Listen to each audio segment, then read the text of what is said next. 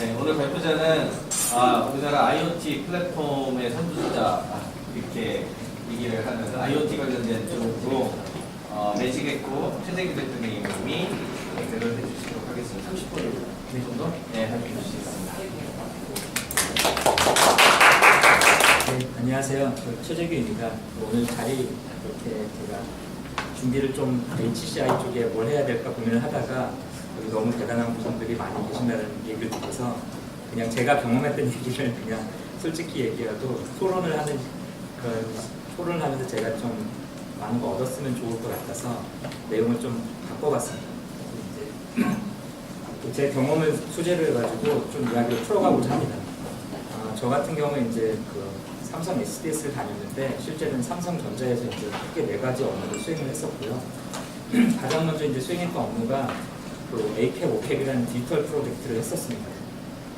저기 가서 이제 한 2, 3년간 정말 밤을 새면서 디지털 TV를 개발했었는데 그때 미션이 뭐였냐면 이제 모든 사람들이 TV를 보면서 저거 이제 누구누구 연예인 무슨 지갑 그러면 그 자리에서 리모컨 누르면 바로 물건을 구매하게 하면 떼돈을 벌 수 있다.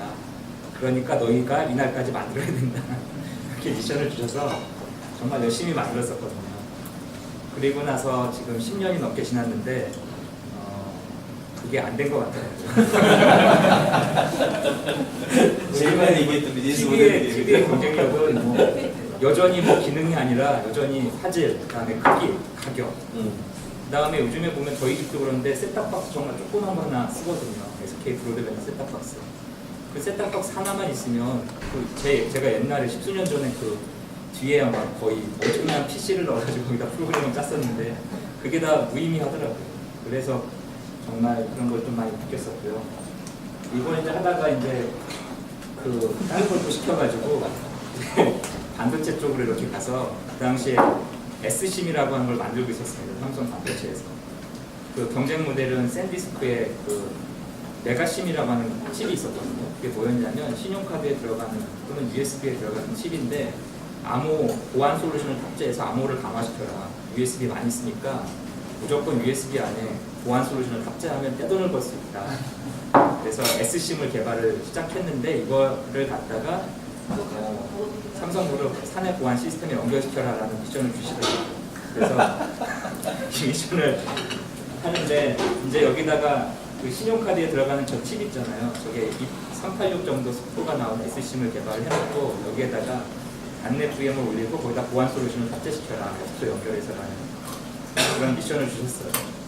근데 이제 다행스럽게 저보고 다 하라고 하는 건 아니고 미국에 있는 업체하고 같이 해라 해가지고 그 당시에 2007년도에 실리콘밸리에 가서 장기 출장 가서 그쪽 업체 직원들하고 같이 진행을 했었습니다. 그래서 그 당시에는 앞으로 많은 사람들이 USB를 쓸 거고 그래서 거기에 보안 솔루션은 삼성 칩에 이거 우리 솔루션을 탑재시키면 떼돈을 벌 수 있으니까 만들어라. 일정을 막 땡기고 온갖 전시회 일정을 잡아주시더라고요. 그래서 또 열심히 했거든요. 2007년도에 이렇게 열심히 했는데 2008년도에 금융위기 발생했잖아요. 그때 저희랑 같이 했던 투자했던 회사가 골드만삭스에 투자했던 회사였거든요. 비자카드 솔루션이랑 했는데 2008년도 금융위기가 터지자마자 골드만삭스가 싹 빼가지고 프로젝트가 드랍됐습니다. 그리고 프로젝트 드랍된 가장 큰 계기는 삼성 칩이 그 당시에 우리 전자여권에 삼성 칩을 탑재시키려고 이렇게 열심히 노비를 했는데 LG CNS와 독일의 유럽의 칩셋 회사가 대신 그거를 장악하는 바람에 팀이 반도체에서 해체되더라고요. 그러면서 자연스럽게 이제 이 동네로 팔려가게 됩니다. 그래서 이제 무선사를 팔려가서 이번에는 저 당시에 이제 바다폰을 출시하고 있었거든요. 그리고 이제 니모라는 프로젝트가 한참 진행되고 있었고요. 제가 팔려가기 직전에 모토로라가 니모에서 빠지면서 그거 플랫폼을 삼성이 다 가져오게 됩니다. 그게 삼성 리눅스 플랫폼이라고 SLP라고 불리는데 지금 보시는 이 폰이 최초이자 마지막 SLP 폰이거든요. 저게 타이제잖아요. 보다 360S라고 해서 보다에 3000대 납품했는데 이제 많은 수가 되돌아온 마지막 폰이었습니다. 그 당시에는 저희한테 미션을 어떻게 주셨냐면 우리도 안드로이드 넘어설 수 있다. 우리도 아이폰 넘어설 수 있다. 열심히 해라. 일정을 땡기면서 그렇게 하시다. 그래서 사실 저기는 니모 프로젝트에 있던 솔루션을 그대로 갖고 왔었고요. 그 위에다가 이제 수많은 이렇게 좋은 기능들을 경쟁에서 제품 벤치마킹에 좋은 기능들 열심히 넣었습니다. 참고로 저 프로젝트는 상당히 글로벌한 프로젝트였고요. 힘들었습니다. 너무 글로벌해서. 예를 하나 들어드리면 회의실에서 회의를 하는데 19개국 사람들이 컨퍼런스 콜로 연결됐어요. 이게 정말 저는 그때 느낀 게 이게 정말 글로벌하구나. 근데 무슨 소리인지 잘 모르겠어요. 19개국이 어떻게 됐냐면 제가 있었던 팀의 PM은 노키아 출신이었고요. 호주 사람이었습니다. 그다음에 같이 일하는 친구들은 모토로라에서 온 친구들, 그다음에 중국 개발자 친구들, 그리고 우즈베키스탄, 그다음에 저는 그때 파라과이라는 나라 처음 알았거든요. 파라과이, 브라질, 엄청나게 19개 나라가 어마어마했죠. 그래서 이제 엄청난 팀을 조직해주고 삼성이 갖고 있는 글로벌 R&D 센터하고 연계시켜서 24시간 개별 체계를 만들어주시죠. 죽을 뻔했습니다. 24시간 개발 체계. 그래서 미국에서 시작해서 중국, 한국, 중국, 인도, 영국, 그다음에 폴란드, 러시아, 영국 거쳐서 또 이렇게 한 바퀴 돌고 와, 힘들었습니다. 그거를 가지고 이제 실제 영국 모다에 납품하는 첫 폰을 만들었었고요. 그 다음에 이제 중지를 하시더라고요. 신문 기사는 이렇게 났었거든요. SKT에서 출시하는 국내 출시한다고 하셨는데 결론적으로 이제 아무도 못 봤고요. 저 프로젝트를 하다가 저는 이제 이쪽으로 살짝 빠졌는데요. 에스클라우드. 그 빠진 이후로 이제 그게 타이젠으로 이기더라고요. 그 글로벌 팀이 여전히 네, 열심히 하고 있습니다. 그게 타이젠이. 그래서 그 타이젠이 안 좋구나. 그래서 이제 그거 하다가 이제 또 이쪽으로 팔려갔거든요. 이제 프로그램 관련된 책을 한 15권 정도 집필을 했었고, 그리고 이제 제가 2007년도에 아까 그 삼성 SCM 프로젝트 하면서 미국에 갔을 때 제가 엄청난 걸 한번 경험했거든요. 그러니까 그쪽에 코어 개발자, 20년차 코어 개발자 9명이 있었고요. 한국에 그걸 맞대하는 수십 명의 개발자들이 있었거든요. 제가 거의 가운데 혼자 끼어 있었는데, 이제 단내 VM을 뭐 올려서 뭘 해야 되는데, 단내 VM을 올리는데 뭐 메모리 제약이 발생한다라는 이슈가 생겼었어요. 회의하면서. 그 2명 개발자가 회의하면서. 그래서 이제 그거를 17시간 시차가 벌어지니까 이제 한국에 보고를 하면은 이제 그 피드백이 바로 왔거든요. 걔네 보고 야근하는 거 하자고 설득해라. 그랬더니 걔네가 사장 콜해가지고 야근 시키면 퇴사하겠다. 그래가지고 저는 아주 행복하게 그쪽에서 여유로운 출장 생활을 하게 됐습니다. 근데 우리 같은 경우에 그거 솔루션 해결하는 방법을 모르면 방법은 딱 하나잖아요. 그 기본적인 인간적 예의잖아요. 일단 집에 안 가고 열심히 독려하고 힘들게 있는 모습, 월화수목 금금근이 우리의 그 바른 자세잖아요. 근데 걔네는 자기 친구한테 전화하고 메일 한 통 쓰더니 바로 가더라고요. 그래서 이제 또 내일부터 큰일 났구나. 그건 이제 나와서 그 당시에 샌프란시스코 투어를 했습니다. 걔네가 4시 반에 퇴근하는 거예요. 샌프란시스코에 다 걸어다녔거든요. 하루 시간이 많아서. 그러고 나서 그 다음날 걔네가 10시 반에 출근하거든요. 10시 반 출근, 4시 반 퇴근인데 참고로 10시 반에 출근을 어디로 하냐면 바로 앞에 있는 사무실 앞에 있는 그 이태리 친구가 운영하는 커피숍에 출근해서요. 30분 동안 거기서 커피 먹고 11시에 사무실 들어오고 12시에 다시 나가서 밥 1시간 먹고 이렇게 들어오는 친구들인데 그날은 10시에 왔더라고요. 좀 심각하다 보니까 10시에 왔는데 뭐 해결 다 됐다고 어제 저녁에 MS 다니는 친구가 해결책 다 줬다고. 그래서 오전에 모든 일이 다 클리어하게 끝나버렸거든요. 이메일 한국에다가 연락했더니 한국에서 깜짝 놀라더라고요. 그래서 아주 간단하게 해결했습니다. 그래서 제가 그때 느낀 게 뭐냐면 이게 인적 네트워크가 엄청난 거구나. 우리는 월화수목 금금금 하는데 얘네는 경험 있는 인적 네트워크만 잘 타면 순식간 해결되는구나. 그리고 아까 2008년도에 제가 그 회사 망했다고 말씀드렸잖아요. 망해가지고 저희가 그 친구들한테 너네 삼성 입사해라, 한국에 오면 봐주겠다라고 이렇게 제안을 하는 메일을 보냈더니 답장이 왔습니다. 답장이 아기가 이제 도메인 잡공을 합창했는데요. 취직했으니까. 그리고 나중에 미국 오고 싶으면 연락해 내가 잘 깔끔하게 클리어하게. 제가 느낀 게 여기는 개발자 네트워크 정말 강하고 직장은 옵션이구나. 얘는 개발자 네트워크 안에서. 그래서 이제 그때 제가 느낀 게 있어서 2009년도에 한국 구글에서 구글 개발자 그룹 운영하는 거를 처음에 프로모션 할 때 처음으로 구글 개발자 그룹을 만들었었고요. 3년 정도 2012년까지 운영을 했었고 회사 만들면서 이제 운영진으로 빠지고 지금은 활동을 안 하고 있는데요. 그래서 이제 그때 운영을 했더니 구글 본사 구경하기 위해서 아주 우수 개발자들이 엄청나게 오시더라고요. 개발자 오신 분의 30%, 70%가 새 회사에서 오시더라고요. 삼성, LG, 네이버. 나머지 30%가 이제 그랬던 것 같아요. 그래서 이제 저희는 지금 IoT를 하고 있는데 이제 저는 IoT를 요즘에 말하는 IoT를 저는 3세대 IoT를 저희 스스로 이제 정의를 내리고 있는데요. IoT가 사실 인터넷에 연결된 사물이라고 얘기할 수 있잖아요. 인터넷에 연결됐던 첫 번째 사물이 PC였는데 이 PC가 이제 2000년대 초반에 연결되면서 그 성공했던 포인트가 두 가지가 있었던 것 같습니다. 첫 번째 포인트는 성공의 가장 큰 포인트는 사람들한테 쉬운 인터페이스를 제공한 거죠. 하나의 단일 웹브라우저. 그래서 웹이라는 하나의 단일 어플리케이션을 통해서 여기에 웹이라는 표준으로 연결되어 있는 수많은 서비스를 쓸 수 있게 연결시켜준 거죠. 그래서 이게 가장 큰 성공의 핵심이었던 것 같습니다. 왜냐하면 지금도 그렇지만 그냥 아래 한글, 파워포인트, 엑셀 이렇게 딱 어플리케이션 바꿀 때마다 메뉴를 막 공부하고 뭘 하는 거에 대해서 거부감이 엄청 심하거든요.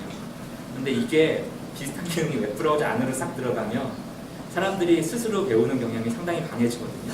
쉽게. 그러니까 이게 하나의 통로에 딱 들어가 버리니까 사람들이 쉽게 배울 수 있었던 것 같고요. 그 다음에 서비스라고 하는 게 웹이라는 표준을 통해서 뒤에 구글이나 네이버나 뭐 페이스북이나 그런 게 쫙 연결되고 단일 통로가 뚫리니까 성공할 수 있었던 것 같습니다. 제가 이제 2세대 IoT로 얘기하는 그거는 이제 스마트폰 아이폰인데요. 저는 아이폰을 언제 처음 봤냐면 2007년도 출시된 아이폰 시리즈가 출시되던 날 처음 봤습니다. 어떻게 그걸 봤냐면 저랑 같이 일하던 아까 두 명의 코어 개발자가 아침에 출근 안 했거든요. 사무실에 혼자 놀고 있는데 오더라고요. 얘기도 안 주워가지고 사갖고 딱 보여주는데 뭐 이만한 화면을 갖고 있는데 제가 그때 딱 느낀 게 카메라 정말 좋다. 그게 이제 제가 느꼈던 스마트폰이었는데요. 그리고 나서 한국에 들어와서 옴니아를 강매당해갖고 옴니아 정말 좋다라고 생각하고 있었는데 세상이 바뀌더라고요. 이 두 번째 스마트폰의 성공 요인은 두 번째 사물에 있었던 스마트폰의 성공 요인은 앱스토어였던 것 같습니다. 왜냐하면 앱스토어는 앱에다가 수십만 개 앱을 제공해주고 여기에다가 에코시스템을 연결해준 거죠. 너가 원하는 프로그램은 너가 만들어봐. 그랬더니 이제 이 제품이 막 폭발적으로 팔린 거죠. 그래서 이제 개발자 세계에서 다 이걸 갖고 다니는 이유 중에 하나는 그게 이제 자기 위안 있잖아요. 나는 앱스토어에 앱 만들어서 부자가 되겠어. 그래서 이 제품이 절대 비싸지 않는. 그런 생각이 저도 다 갖고 있죠. 저거에서만 개발할 수 있거든. 네. 아이폰은 iOS 앱은 여기서만 개발하게 해놓으니까 다 이걸 들고 다니고 그리고 구글이 사내 PC를 전부 다 이걸로 바꾸니 모든 개발자 행사에 좀 개발자라는 명함을 내세우려면 전부 다 이거를 갖고 가야죠. 제가 윈도우 PC를 들고 있는 순간 쟤는 옛날 거예요. iOS 개발 안 하나 봐. 옛날 개발. 부닥다리 개발자. 네. 그래서 미국의 개발자 행사는 다 이걸로 이제 통일이 된 거죠. 그런 이유 때문에. 그래서 iOS라고 하는 플랫폼이 그걸 존재를 했었고 여기에 핵심 성공 요인은 자기가 원하는 프로그램을 너가 만들고 그걸 앱스토어에서 제공해 주는 거죠. 소비자 입장에서는 수십만 개의 개발에 대한 앱을 제공받을 수 있는 거고 그 다음에 개발자 입장에서는 기존의 유통 채널을 파괴시켰던 것 같습니다. 아까 맨 처음에 웹에 서비스 연결시켰던 회사들도 역시 유통체계를 파괴시킨 거죠. 뭐 네이버나 다음이나 그런 회사들도 기존 유통망을 안 타고 새로운 유통망을 한 거죠. 가상유통망. 그런데 이 스마트폰에 있는 앱은 정말 새로운 유통망을 탔거든요. 그 7:3 규칙이 있잖아요.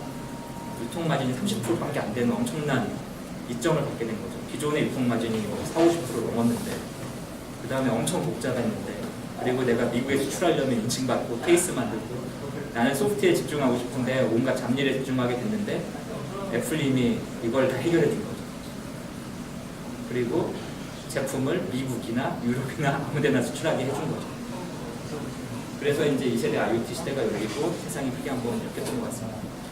현재 말하는 3세대 IoT는 아마 올해 1월 달부터 저희 작년에 이제 IoT 발전한다고 이렇게 루미스마트도 만들고 했었는데 사실 작년만 해도 IoT에 대해서 관심 전혀 없으셨거든요. 또 이렇게 저희 정부가 이제 발표하는데 IoT를 이해 못하는 분이 대부분이셨어요. 근데 갑자기 루미스마트 개발이 끝나고 올해 1월 달이 됐는데 구글님이 네스트를 딱 인수하면서 3조를 딱 줄여주니까 모든 신문이 IoT로 두 배가 됐어요. 그래서 이제 갑자기 여기저기 행사에 많이 불려다니게 되는 영광적인 기회를 갖게 됐습니다.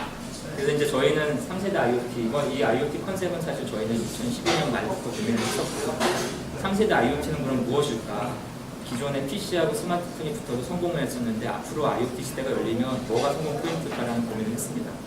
앞으로 모든 게 연결됐을 때 이거에 대한 기존의 가치하고 공유를 하기 위해서 가장 핵심적인 거는 기존에 성공했던 거를 그대로 이어받아야만 된다고 생각했습니다. 그래서 1세대 IoT의 성공 키였던 웹이라는 표준, 그리고 이미 웹에 대한 수많은 기술들이 연결되어 있거든요. 서비스 자체가. 그래서 그거를 반드시 포함을 시켜야 된다고 생각을 했고요. 두 번째, 2세대 IoT의 핵심 성공이었던 소비자들한테 개별화된 서비스를 제공하는 앱스토어. 이게 성공의 두 번째 요인이라고 생각했습니다. 그러니까 저희는 이런 IoT 제품에 이런 예를 들어서 저희가 만들고 있는 조명 제품 같은 경우에 이 조명 자체에다가 무슨 특별한 센서나 액추에이터 넣어갖고 작동하는 것 자체가 중요한 게 아니라 기존에 있는 서비스하고 연결이 돼야 되고 기존의 서비스가 없는 것들을 저희가 만들 수 있는 아까 에코시스템, 이런 제품이 없더라도 만들어 붙일 수 있는 에코시스템을 만들어주는 게 가장 중요하다고 생각을 했습니다. 저희는 루미스마트를 만들면서 두 가지에 신경을 썼습니다. 그래서 하드웨어부터 시작해서 클라우드까지 전부 다 웹 기술로 연결을 시켰고요. 최대한 호환성을 높이기 위해서. 그리고 두 번째, 저희는 루미스마트를 위한 앱스토어를 별도로 제공해줬습니다. 그리고 그거에 프로그램을 짜준 저작 도구를 별도로 웹 브라우저 환경에서 제공해줬습니다. 그거에 대한 동영상은 일단 좀 소개시켜드리겠습니다. 그래서 이제 저희는 그런 고민을 하고 진행을 하고 있는데 사실 이 웹이라고 하는 게 사실 W자인데 웹이라고 하는 게 나와서 세상을 한번 크게 바꿔놨잖아요. 그리고 몇 년 후에 다시 W자가 180도가 지나면서 ML 시대가 열리고 이거 이제 제가 만든 말이거든요. 그 다음에 ML 시대가 열리면 세상이 또 한 번 크게 흐트러졌거든요. 근데 지금 제가 느끼는 거는 이게 이쪽으로 이렇게 살며시 올라가서 W하고 M이 두 개 결합해서 이 무한대의 시대가 열리는 것 같습니다. 반응이 별로 안 좋네요. 이런 책에다 고민 되게 많이 하고요. 무한대의 시대가 반응 안 좋아요. 요즘에 IoT라는 제품도 여러 개 나오는데 이 제품이 이제 3조짜리 제품이고요.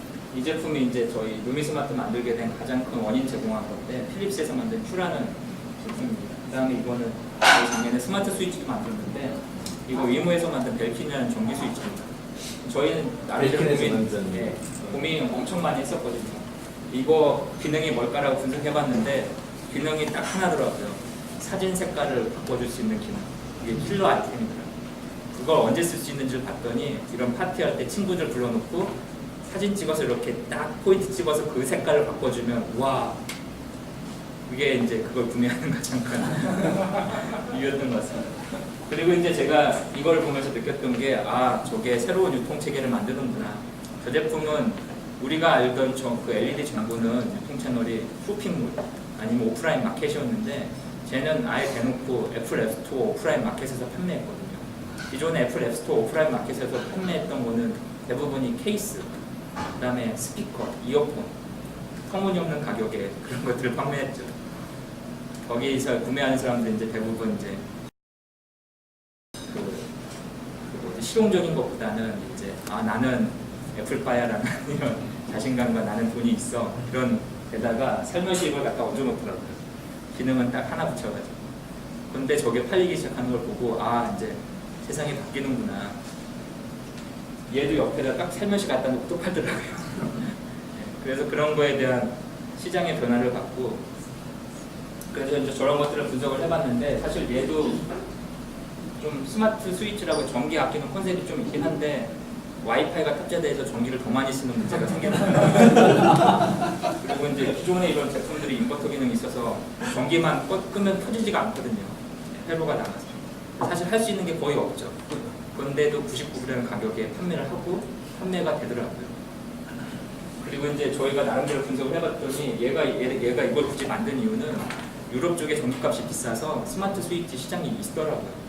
70에서 150불짜리 시장이 있었고 거기에 대응하는데 얘네는 이제 와이파이 넣어서 좀 더 접근을 달리하는 그런 기법을 하고 애플 앱스토어 오프라인 마켓에서 판매하고 그리고 위모 베이비 같이 옆에 센서 같은 거 추가로 연결해서 부가 모델 만들고 그리고 자기네 거 브랜드 계속 키워나가는 그리고 여기다 계속 확산시키는 그런 전략을 쓰는 것 같았습니다. 그래서 저희도 이제 이 두 가지에서 영감을 받아서 작년에 정부 과제를 따가지고 많이 받아서 이렇게 제품을 만들게 됐습니다. 근데 이제 오늘 말씀드리고자 하는 것 중에 하나가 제가 이제 또 하나 경험하고 있는 게 하나 있는데요. 최근에 오픈소스 하드웨어라는 게 좀 있습니다. 아두이노나 라즈베리파이, 뭐 비글본 블랙, 뭐 인텔 갈릴레오 이런 것들이 오픈소스 하드웨어인데요. 이것들은 사실 이제 그 기존의 웹이나 모바일 시대 이후에 등장하려고 예상하는 요즘에 말하는 소위 스마트폰하고 결합되는 액세서리 시장들 이거에 들어갈 수 있는 누구나 들어갈 수 있는 기회를 제공해주는 플랫폼이라고 생각이 됩니다.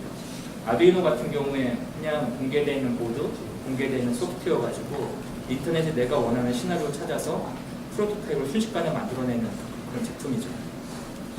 그래서 이런 거 갖고 만드는 게 이제 저 라즈베리 파이 256개 병렬로 연결해서 만드는 그런 거라든지 라즈베리 파이에다 3D 프린터로 케이싱을 붙어가지고 만든 나만의 노트북을 만들어서 웹페이지에다가 공개를 해버렸거든요. 그래서 그 웹페이지는 2,500유로만 있으면 그대로 따라할 수 있는 저 웹페이지를 처음에 개설했던 친구는 6살짜리 꼬마였고요. 물론 지금은 8살이 됐습니다. 아빠가 교수님이거든요. 유명한 교수님이죠. 네. 하지만 6살짜리가 웹사이트 운영한다는 거에 모든 사람이 쇼크를 먹어요. 그리고 이 컴퓨터는 1테라의 그 메인 메모리를 탑재한 슈퍼컴이라고 하긴 좀 그렇고 고성능 워크스테이션의 역량을 갖고 있는 제품이고요. 저게 출시된 이후에 아주 안정적인 저사양의 시스템을 운영하는 서버 개발 업체에서도 여기저기 탑재시켜서 운영하고 있는 걸로 알고 있습니다.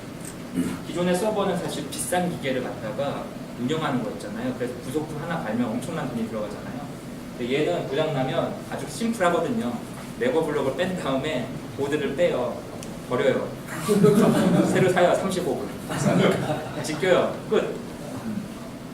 35불짜리 버리면 되죠. 고칠 필요도 없는 거. 그게 혁신적인 거죠. 이런 오픈소스 하드웨어가 사실은 예전에는 그냥 너 메이커 너네끼리 노는 거구나, 장난감 만들어라 그래, 재밌게 노는구나, 애들같이 노는구나 그렇게 취급을 했는데 이게 이제 얘기가 달라지기 시작합니다. 첫 번째 프로토타입 2005년도에 나왔던 저런 좀 허접한 보드에서 디자이너를 만들었어요. 두 번째 저게 이제 아두이노의 가장 대표적인 우노라는 타입인데요. 우노 타입이 나오면서 아주 활성화가 되고 세 번째는 ARM 코어텍스 M3가 들어가는 아두이노 듀라는 제품입니다. 그래서 이거부터는 이제 기능을 엄청나게 쓸 수 있거든요. 핀이 엄청 들어가서 여기까지도 이제 애들 노는 거라고 생각을 했는데 얘가 갑자기 등장하고 얘가 등장하니까 그리고 얘가 등장하니까 얘기가 달라진 거죠. 작년에 4번 아두이노 윤이라고 해서 오픈 WRT라고 하는 공유기 해킹하는 오픈소스 재단이 있습니다. 그래서 오픈 WRT라고 하는 리눅스 플랫폼에다가 아두이노 레오나르를 그냥 겹쳐버린 거죠. 그러면서 얘는 기본적으로 아두이노인데 무선 와이파이 칩이 탑재되어 있는 거죠. 그래서 여기까지는 애들이 놀 때, 사람들이 놀 때 다 유선이었거든요, 노는 게. 근데 여기는 보드만 있어도 무선으로 놀 수 있어요. 이거 자체가 웹서버로 작동하니까, 기본적으로. 근데 이거는 사실 여기까지도 그냥 노는 거죠, 무선으로. 근데 얘가 들어오기 시작합니다, 인텔이. 작년 10월에 인텔이 갈릴레오라고 하는 걸 로마에서 발표를 했는데요. 이 갈릴레오는 장명도 참 재미난 것 같습니다. 굳이 갈릴레오라는 이름을 먹인 이유는 갈릴레오가 2단하였잖아요.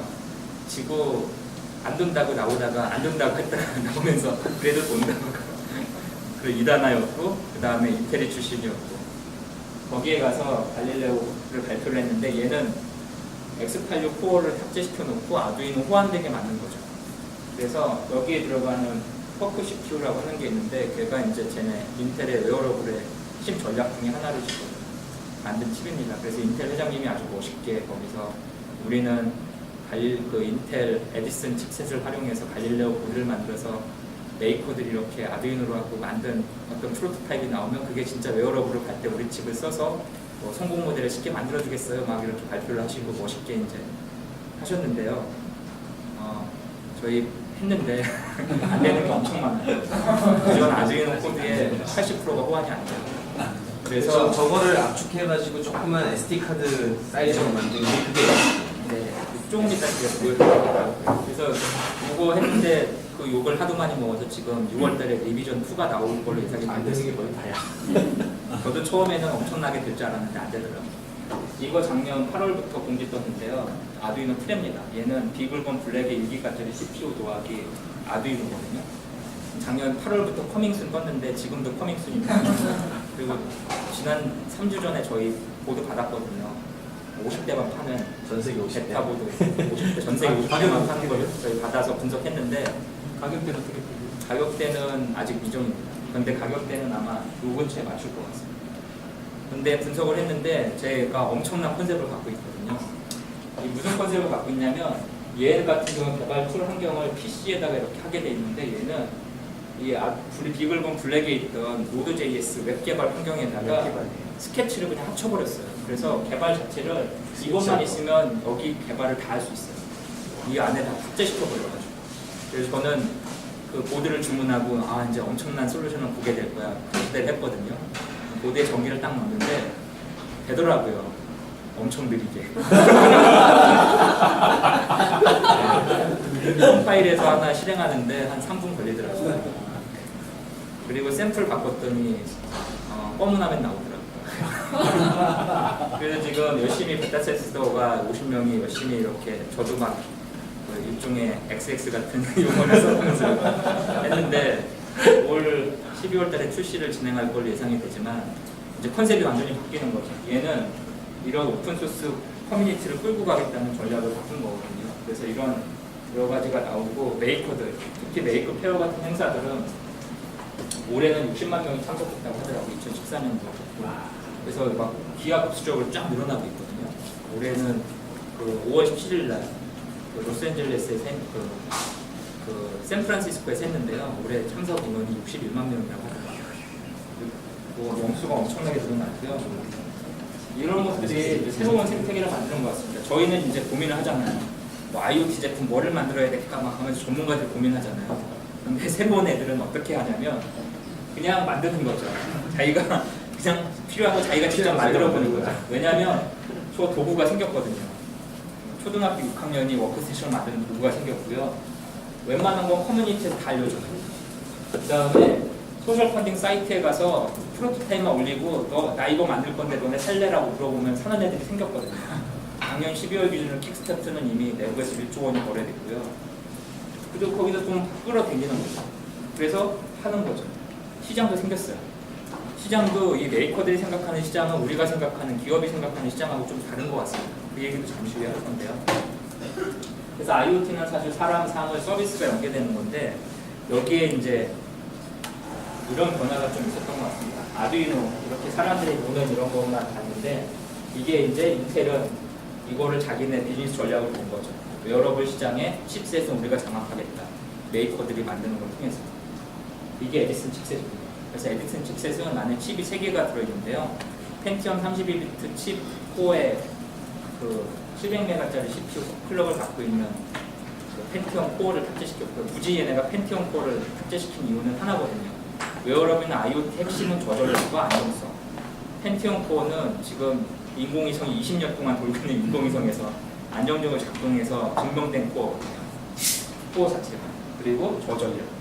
전력 소모가 20mAh밖에 안 됩니다. 엄청나죠. 근데 이 칩이 여기에 올라가는 순간 700mAh가 돼요. 여기를 잘못 만들었어요. 그래서 이거 완전 저전력하고 상관없는 상황이고요.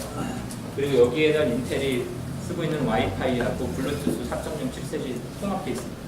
그래서 이 칩 하나만 딱 꽂으면 와이파이, 블루투스 4.0 그리고 펜티엄 32비트 CPU가 탑재된 거죠. 그래서 이렇게 만든 거죠. 이렇게 해서 웨어러블에다 넣겠다. 근데 이런 아이디어는 이걸 쓰는 사람들이 알아서 만들어봐라. 그래서 너네가 하면 우리가 바로 상용화하는데 이거 지원해서 우리는 웨어러블 너네 만드는 거 밑에서 돈 벌겠다. 이게 이제 인텔의 전략인 것 같습니다. 그래서 이제 지금 뭐 IoT라고 하는 걸 생각하면 어떻게 생각하면 IoT는 정말 단순한 것 같고요. 누구나 초등학생도 만들 수 있는 제품인 거죠. IoT는 사실은 어떻게 생각하면. 하지만 어떻게 생각하면은 기존에 나왔던 모든 기술이 융합된 게 IoT라고 생각합니다.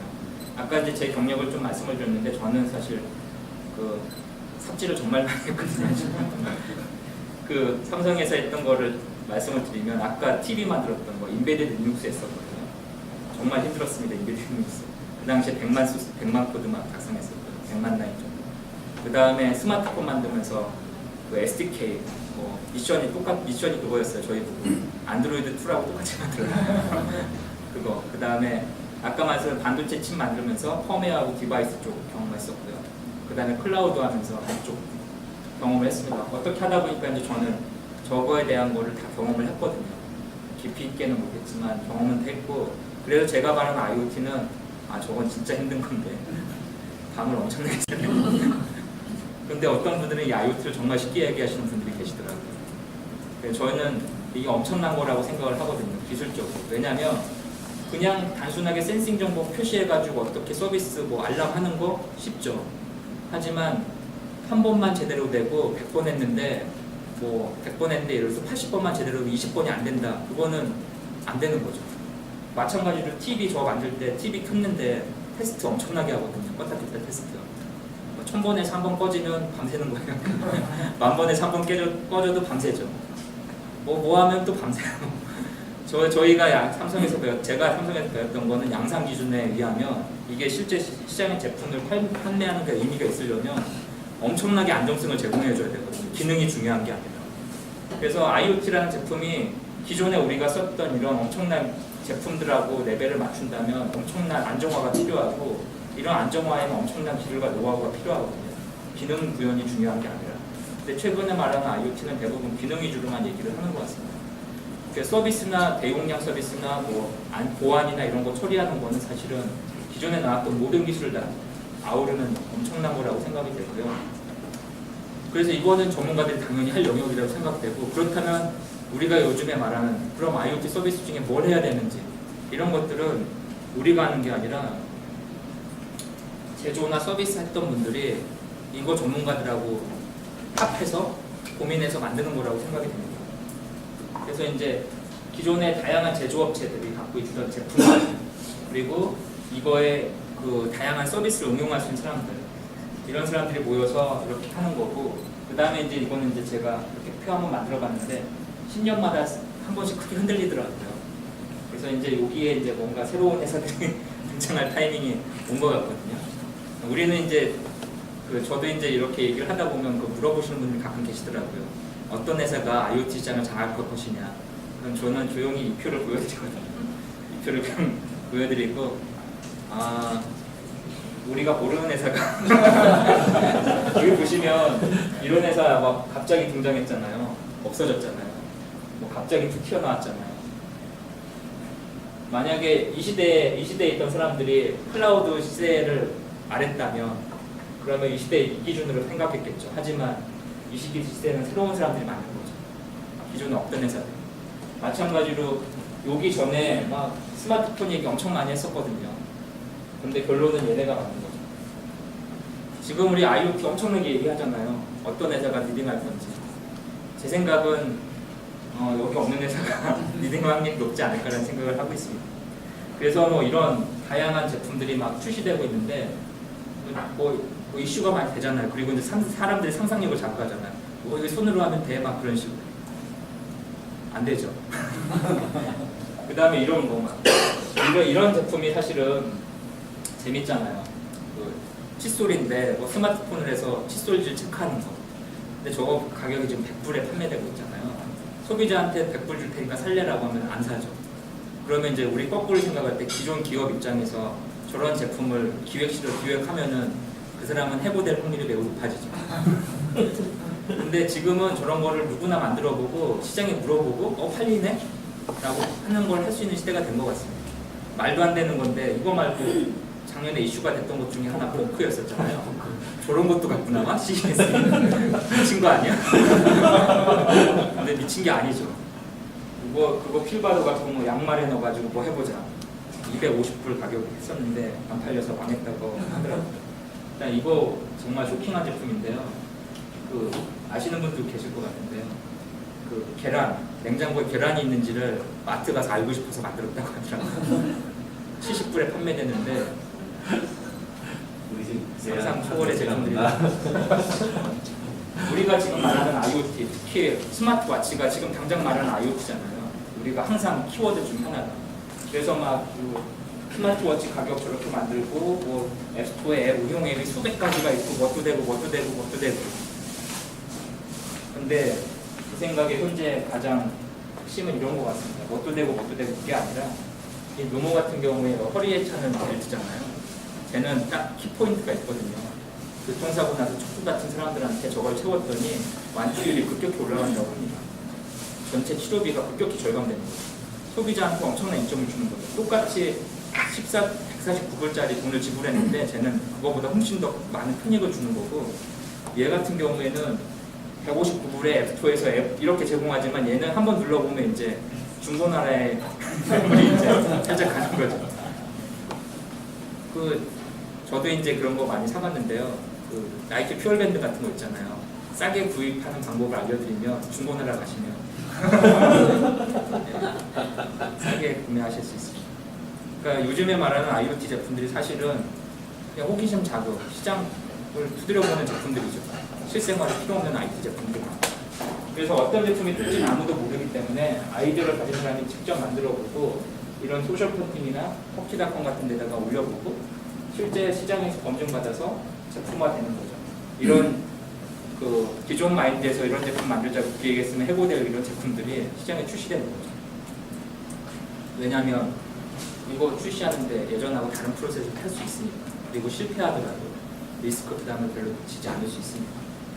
그리고 결정적으로 이런 제품이 있어서 프로토타입을 아주 간단하게 엉성하게라도 만들 수 있는 시대가 된 거죠. 3D 프린터는 저는 이렇게 생각하거든요. 3D 프린터의 진정한 가치는 이 어떤 프로토타입을 만들었을 때 그냥 이게 보드만 딸랑 있으면 사람들한테 보여주면 아 이게 뭐라고, 아 저게 뭐야 막 그러지만 여기다 케이스 하나만 살짝 씌워줘도 사람들이 고개를 끄덕거리기 시작하거든요. 그걸 해볼 수 있는 도구로서 3D 프린터는 정말 좋은 장치인 것 같습니다. 그래서 이런 제품이 나올 수 있는 시대가 된 것 같고요. 물론 70불에 판매하는데 소비자 평점은 매우 안 좋답니다. 그리고 이건 재미난 제품인데요. 아두이노 보드 하나 가지고 있고 저희 집에 있어요. 이렇게 물감이 있거든요. 펀딩에서 사셨죠? 네. 진짜 조립하기 되게 어려워. 네, 저렇게 해갖고 붓으로 그림 그려주는 거죠. 만약에 저거를 이용하는 친구가 있다면 저걸 개선해서 이런 모델을 전 만들 것 같아요. 만약 제가 초등학교 다닌다면 미술 시간에 선생님이 풍경화 그려와 라고 미션을 내려주면 저는 인터넷 뒤져서 스마트폰으로 이렇게 사진을 딱 찍고 버튼을 누르면 얘가 그거 분석해서 여기다 그림 그리게. 딱 그림을 갖고 학교 딱 갔더니 선생님이 아 너는 예술의 소질이 있구나. 그 순간 얘는 이제 머릿속에 뻗듯하면서 친구들한테 판매하는 거죠. 야 너도 선생님한테 칭찬받을 수 있어. 너 얼마 안 해. 같은 학교에 팔기 힘들면 옆 학교에 팔면 되는 거고. 그래서 어린애들을 이제 새로운 시장을 인도하는 거라고 생각합니다. 아까는 저희는 마켓에 항상 이렇게 고민하잖아요. 이거 몇 개 팔릴까? 재고가 얼마일까? 마케팅 얼마 해야 될까? 원가 얼마에 맞출까? 그런데 아까 그 방금 전에 초등학생이 그런 식으로 응용을 한다면 걔는 얼마든지 살아남을 수 있거든요. 자기 용돈만 벌어도 그건 충분하니까. 마켓이 엄청나게 세분화되는 거고 시장이 안정화되면 그때는 이제 다른 시대가 열리겠지만 IoT가 뭔지 모르는 이 시대에는 왜 2.0에 나왔던 아마존에서 대표적인 인용됐던 롱테일 그 시장이 당분간 호황이 되지 않을까라는 생각을 하고 있습니다. 저희 얘기를 약간 해드리면 저희는 이제 사실은 그 뒤에 플랫폼을 만들고 있는데요. 이걸 증빙하기 위해서 앞에 세 가지 타입을 쭉 만들어 보고 있습니다. 사실 뒤쪽에 저희가 생각한 IoT는 기존의 기술하고 크게 차이가 없다고 생각을 하고요. 그냥 기존의 웹 기술 그대로 쓰는 거고 앞쪽에 앞에 어떤 사물만 붙이는 거에 따라서 좀 다르게 표현하는 거라고 생각이 되거든요. 그래서 저희는 이제 저렇게 앞에 세 가지 타입을 현재 만들고 있고 그 중에 이제 타입 3번 같은 경우는 루미스 같은데 인디고고에 펀딩을 올렸었거든요. 펀딩 올렸는데 폭발적인 반응이 왔습니다. 누구한테 반응이 왔냐면 광고해주겠다. 폭발적인 나한테 돈을 주면 내가 뭐 온갖 잡지에 다 홍보를 해주겠다. 저 나중에 알게 된 사실인데 소셜 펀딩 사이트가 많이 변질된 것 같습니다. 어떻게 변질이 됐냐면 소셜 펀딩 사이트에다가 저는 처음에 순진하게 들어갔거든요. 여기다 올려서 우리 제품을 알아본 사람들이 투자를 해서 제품을 사주고 홍보해주면 우리는 막 스타가 될 거라고 생각했는데 이미 이 시장은 어떻게 돼 있냐면 분들이 들어와서 너가 돈을 내 펀딩 금액의 목표 금액의 2배 이상을 내면 우리가 엄청난 광고를 해줄 거야. 그래서 그 성공한 펀딩 사이트 성공한 메뉴에 보면 첫 마디에 항상 나오는 거 있거든요. 온갖 유명 잡지. 그게 사실 다 돈이더라고요. 저한테 연락이 오더라고요. 이메일로 해주겠다고. 그렇고 막 개수 늘려주겠다고, 얼마까지 카운트 해주겠다고, 평점 얼마 해주겠다고 다 연락이 글로벌하게 오더라고요. 그래서 참 고민을 했습니다. 그래서 저희는 사실 펀딩을 11%밖에 못했고요. 그리고 이제 저희가 또 하나 느낀 게 이 소셜 펀딩 사이트에서 구매하는 사람들은 이 아시아 사람들을 좀 안 좋아하더라고요. 그래서 다음번 저희 할 때는 미국 사람을 찍으려고. 네, 일단 들어와서 안 봐요. 이 로컬 베이스로 네. 처음에 피처링. 그래서 이제 그런 걸 좀 느꼈고 그거 상관없이 저희는 사실 많은 효과를 얻었던 것 같습니다. 왜냐하면 저희는 계속해서 뒷단은 계속 개발을 하고 있었고요. 이 부분을 계속 개선을 하고 있고 저희는 이렇게 블루투스 연결되는 IoT 제품들 그 다음에 와이파이, 위모 벨킨처럼 그 벨킨의 위모처럼 전원 형태 스마트 스위치 그 다음에 아예 그냥 AP가 고성능 AP가 탑재되어 있는 루미 스마트 같은 버전에서 다양한 타입을 만들고 있고요. 지금 한 2가지 타입을 추가로 개발하고 있습니다. 그래서 타입별로 이렇게 만들고 있고 그 타입별로 아까 말씀드린 저작도구 앱스토어가 작동할 수 있는 VM 엔진을 따로 설계해서 탑재시켜서 이걸 기반으로 이제 플랫폼 비즈니스 하려고 생각을 하고 있습니다. 하지만 플랫폼 비즈니스는 제가 그 삼성에서 엄청나게 많이 말아먹은 경험이 있어서 쉽지 않은 것 같더라고요. 하지만 해보는 거죠. 어차피 저희는 망해도 그렇게 손해볼 게 없는 상황이라. 저희 회사 직원들은 이제 맨파워를 엄청 강조하고 있거든요. 저희 회사 직원들은 삼성 출신이고요. 이제 기본적으로 그 퇴사 사교 중에 이런 게 있습니다. 1년 안에 책 한 권 안 쓰면 퇴사. 한 번 다 오시. 그게 이제 이유는 개발자들 역량만 좋으면 어디든지 갈 수 있기 때문에 저희는 그런 게 이제 저희의 최대 강점이라는 생각하고 열심히 이거저거 막 두들겨 보기는 중입니다. 그래서 이런 누미스마트를 만들고 사실 온갖 센서를 다 집어넣어봤고요. 그리고 이제 이런 걸 한번 구현해봤습니다. 온도 센서가 들어있어서 온도 감지하다가 뭐 이상이 있으면 스마트폰을 로피하라. 이런 거 기존 기술을 다 만들 수 있죠. 사람이 집에 들어오면 감지해서 밖에다 사진 찍어서 보내라. 이거 기존 기술로 다 구현할 수 있죠. 하지만 저희는 이렇게 구현하게 한번 바꿔봤습니다. 이거를 기존의 안드로이드 앱을 짜고 뭘 하고를 다 없애버리고 사용자는 저 블록을 갖다가 배치하는 거죠. 자기 하고 싶은 거. 블록을 배치하고 그거를 앱스토어에 등록해서 실행하게 하고 있어요. 저걸 저희가 MIT 스크래치처럼 만든 이유는 아주 심플하거든요. 스크래치에 사이트에 써 있더라고요. 10세 이상이면 다 이해할 수 있다. 그래서 저는 MIT를 믿고 10세 이상은 다 이해할 수 있지 않을까라고 해서 HTML5를 준수하는 웹으로 만들었습니다. 그래서 저작도구를 아까 말씀드린 이런 거 있잖아요. 네. 이런 걸 안 사고 기존에 있는 PC, 아이패드, 스마트폰에서 직접 할 수 있게 한 거죠. 이렇게 만드는 것도 힘든 사람들을 위해서 저희는 앱스토어를 제공해 주는 걸 컨셉을 바꿨습니다. 너가 만들어서 앱스토어에 등록을 하고 친구들이 별점 주면 그거 쓰게 해라. 그래서 누미스마트에 이런 기능이 있거든요. 알람 기능. 아침에 몇 시에 울어라. 그렇게 알람하는 프로그램 만들고 거기다 조건을 거는 거죠. LED 깜빡거리게 해라. 음악 연주하게 해라. 무슨 온도 센서가 몇 도일 때는 뭐 하게 해라. 붉은색으로 해라. 이런 조건을 앱스토어에 올려서 사용자들이 다운받고 그리고 이제 여기에 가서 좋은 사람들 댓글 달게 해주는 거죠. 그러면 이 사물에 사람들이 애착심이 생기고 애착심이 생긴 사람들이 소문을 내줄 것이다. 그래서 그 사람들이 시장을 만들어줄 것이라는 생각을 하게 됐고요. 참고로 지금 사용자가 거의 없습니다. 판매가 안 돼가지고. 이런 제품도 있더라고요. 이건 이제 스마트 베이비 모니터라고 하는 건데 이게 누미 스마트 컨셉하고 똑같거든요. 똑같은데 얘는 타겟팅을 여기를 딱 잡아주더라고요. 네. 저희도 이제 저 유사한 타겟팅 잡는 것도 지금 진행하고 있고요. 이런 제품도 있거든요. 아우라는 제품인데 여기 패드에다가 이렇게 깔아가지고 잠자는 거 체크하는 센서로 잘 때 불 켜주고 붉은색 계열을 켜주고 일어날 때 파란색 계열을 켜주고 이런 저희 것도 얼마든지 변형할 수 있을 것 같아서 지금 이런 거 해볼까 지금 기획하고 있습니다. 그래서 이제 지금 제가 뭐 앞에서 아주 많은 얘기를 좀 했는데요. 사실 IoT 뭐 UI가 어떤 게 성공할지 저도 이 상태인 것 같습니다. 지금 잘 모르겠고요. 일단 저희는 아까 말씀드린 대로 뭐 일단 부딪혀보는 걸로 지금 여러 가지 시도를 하고 있고 다행스럽게도 여러 가지 긍정적인 신호를 받고 있어서 좀 요즘에 용기를 얻고 있는 중입니다. 여기 모이신 분들이 좀 많은 조언을 좀 많이 해주시면 더 용기를 얻고 더 많이 부딪혀볼 계획입니다. 좀 앞으로 많이 도와주십시오. 고맙습니다. 다음 달에 아마 최은석 박사님이 그 헬스케어와 의료 관련 비즈니스 트렌드 쪽으로 주실 거고 오늘도 여기까지로 보셨고 왜냐면 저희가 이제 5월, 6월, 7월을 IoT, 그다음에 헬스케어 의료, 그다음에 7월 달에는 지난달에 오셨던 그 연세대 보건대학 이상규 교수님 이해관계자 중심으로 이제 비즈니스 모델 위주로 해가지고 헬스케어라든지 의료라든지 라이트워크 관련 비즈니스에 대해서 말씀 주시고 이렇게 세 달을 사실 시리즈로 약간 구성을 하고 있어요.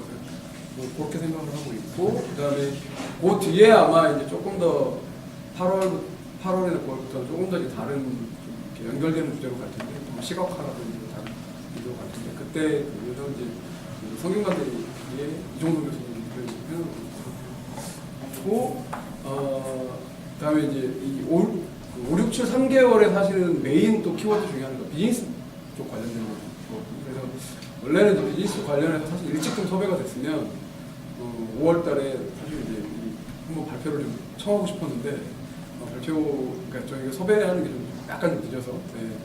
박성혁 부사장님은 이제 대모대 박성혁 부사장님은 이제 그다음에 박성혁 부사장님은 이제 딜로이트 컨설팅에서 비즈니스 쪽 역할을 하셨고 그리고 지금은 이제 데모데이 부사장님 지금에서 비즈니스 모델 쪽으로는 한달 동안 참여하시면서 아마 많은 의견을 들려주시지 않을까 싶고요. 네. 그리고 필요하면 저희가 이제 7월 이후에 한번 비즈니스 모델과 관련해서 좀 한번 발표를 드릴 수 있도록 자료를 한번 마련해 보겠습니다. 일단은 패널을 이렇게 준비했습니다. 네, 그러면은 뭐 시간이 이렇게 많지는 않아서 오늘 9시까지는 그래도 우리 끝내야죠?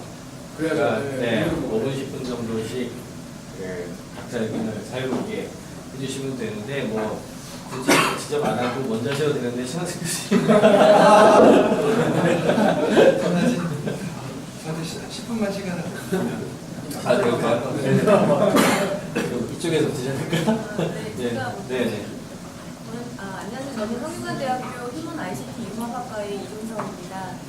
저희 학과가 사실은 또 융합학과잖아요. 그래서 다양한 프로젝트들을 진행을 하고 있는데 요즘 이제 IoT를 이용해서 사실은 뭐 프로젝트 웨어러블 디바이스라든지 뭐 이런 것들을 사실 개발하고 있는 프로젝트들이 있어요. 그래서 그 중에 이제 프로젝트 중에 하나가 이제 독거노인들을 위한 센싱, 그다음에 어떻게 피드백을 줄 거냐, 뭐 이런 부분에 대해서 지금 이제 프로젝트를 하고 있는데, 그러면서 저는 이제 디자인이 전공이지만 이제 이렇게 IoT 관련된 그런 기술들, 뭐 이런 부분들을 조금 많이 공부도 하게 되고 하는데 사실은 그러니까 기술은 제가 이제 기술에 대해서 뭐 디테일하게는 잘 모르겠지만 이 IoT 분야에서는 사실은 가장 경쟁력이라고 할 수 있는 것은 서비스와 디자인 같아요. 그래서 지금 봐서는 그래서 그 최근에 나온 것들 그런 서비스 중에는 센스사의 왜 마더라는 서비스가 있잖아요. 그래서 그런 대표적인 예를 봐서는 걔가 굉장히 그 디자인이 굉장히 이쁘거든요. 유명하죠. 오뚜기처럼 생겨. 네, 오뚜기처럼 생겨서 그 서비스나 뭐 이렇게 디자인적으로나 뭐 이런 부분들이, 그러니까 엄마가 다 모든 걸 다 케어해준다는 어떤 컨셉이고, 그리고 이제 그런 게 이제 센싱을 하는 그 프로토타입 자체도 이제 쿠키처럼 생겨서 내가 정말 어디에나 붙일 수, 정말 하나쯤 하나 내가 사고 싶은 그런 생각을 들게끔 해주는 거라서, 그러니까 사람에 대한 그런 관찰이나 이런 것들이 정말 더 많이 돼야 된다라는 부분이 더 생각이 들었고요. 그래서 이제 이런 부분들 생각하다 보니까 아까도 제가 말씀드렸지만 더 디자인, 그다음에 서비스, 사람에 대한 그런 관심이 더 필요한 부분이 아닐까 하는 생각이 듭니다. 네. 뭐 사실은 저희도 한번 그런 분석을 좀 해봐야 될 것 같다는 생각이 좀 들기는 하는데 킥스타터나 뭐 인디고 같은 데서 펀딩이 성공한 종류들 있잖아요. 그런 것들의 어떤 그 요인이랄까 그런 것들을 한번 쭉 보면 생각보다 좀 재밌는 트렌드가 나타날지도 모르겠다는 생각을 조금은 하고 있습니다. 예를 들어서 아까 전에 말씀하셨지만 좋은 기능이 많이 있다고 그렇다고 꼭 되는 건 아니더라고요. 이게 보니까 저번에 그게 나왔네요.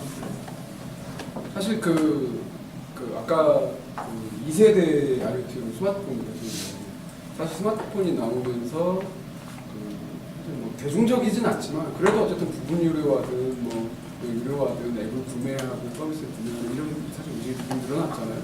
근데 이 킥스타터나 인디고가 생기면서 사실 업무상 관심 때문에 이렇게 들여다보기 시작했지만 순전히 정말 소비자 관점에서 이거 괜찮은데?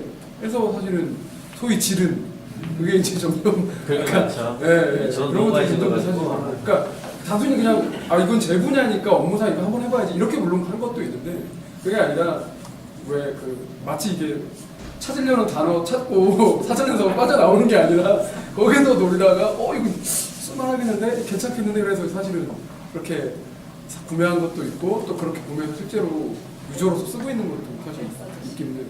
그리고 왜 그런 거 있잖아요. 아까 전에 그 발표해주신 부분에 왜 루머가 있었잖아요. 근데 그 서비스 같은 경우에도 그 제품 같은 경우에도 사실은 굉장히 그 혁신적인 어떤 그런 성공을 이루는 그 제품이기도 하지만 근데 실제로 이제 저희 학생들하고 같이 프로젝트 하면서 그런 이제 이 리서치 같은 거 많이 하는데 실제 그거를 사용한 사람들의 그 후기 같은 걸 저희가 다 봤어요. 그랬더니 사실은 그 피드백 있잖아요. 내가 자세를 잘못 교정하고 있다는 피드백이 굉장히 사람들로 하여금 짜증을 주는 거예요. 이게 진동으로 오잖아요. 그러니까 이게 나는 맨 처음에는 이 진동이 굉장히 그래 내가 뭔가 잘못하고 있구나 그래서 하고 있는데 이게 계속적인 진동은 오히려 짜증을 주는 거죠. 그래서 과연 그러면 어느 정도의 피드백이 사람에게 정말 좋은 정말 자세를 유지하기 위한 피드백이 될 거냐라는 그런 부분에서도 굉장히 연구가 많이 돼야 된다는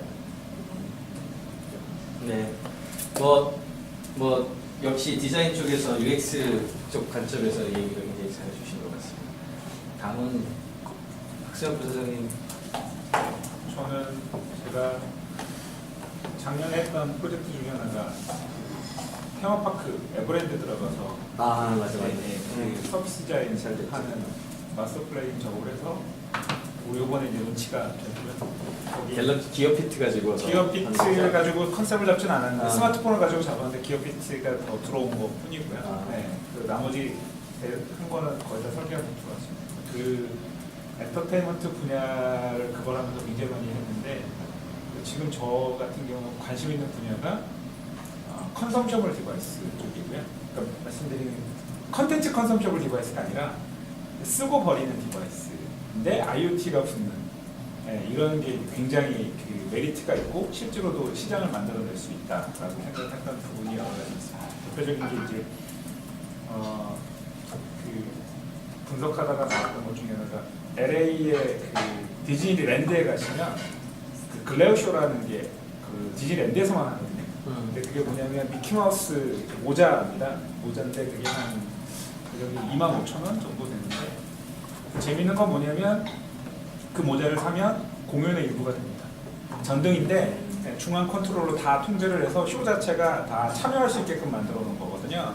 네, 그게 없으면 그 쇼에 참여를 못 하는 거죠. 그래서 분석을 해보면 재밌는 건 애들 장난감은 애들이 보통 부모님 한번 사주고 사지 말라고는 안 사는데 빛과 관련된 건 대부분 사달라고 하면 애들이 절대 그러니까 뭐 나비 있으니까 나비 사지 말자 이게 안 통하거든요. 무조건 사야 되는 아이템이라서 어른들도 되게 좋아하고 그게 조금만 더 확대를 해보면 뭐 말씀하신 대로 이제 공연 시장 같은 데 가서 그 공연에서만 쓸 수 있는 특별한 아이템을 만들고 그게 그 공연에서만 쓸 수 있는 배터리를 넣고 안 되면 그냥 굉장히 많은 수익을 만들어낼 수 있는 뭐 이런 것들도 있어서 엔터테인먼트 분야 쪽에서 IoT가 좀 빠르게 접근되는 관점을 좀 다르게 보고 있어서 그런 쪽으로 뭔가 새로운 비즈니스 모델들 이런 것들이 좀 만들어지지 않을까 그런 좀 네, 사실 박수영 부사장님은 지금 얘기하셨듯이 이렇게 그 있는 그 디바이스라든지 어떤 서비스 우리가 알고 있는 것들이 아니고 나와 있는 제품들이나 기술들을 접목을 해서 어떤 식으로 비즈니스 모델을 트위킹했을 때 이게 바잉할 수 있는가 이제 이런 쪽에 굉장히 많은 어떤 그런 걸 갖고 있어요. 지금 엔터테인먼트 컨설턴트를 하는 그것만 얘기를 하셨는데 뭐 그 이외에도 뭐 구글 무인자동차에게도 그렇고 이렇게 전에는 생각하지 못했던 비즈니스 모델을 도입함으로 인해 가지고 가능하게 된 이런 것도 좀 해주시죠. 비즈니스 모델까지는 아니고요. 네. 저희 몇 년 전에 만들었던 것 중에 하나가 아이폰 중에는 그거였습니다. 그러니까 다 스마트폰 가서 커넥티드 디바이스로 다 얘기할 때 제가 그때 주장했던 것 중에 하나는 왜 디스커넥티드를 생각하면 안 될까가 제 관심이었고요. 네.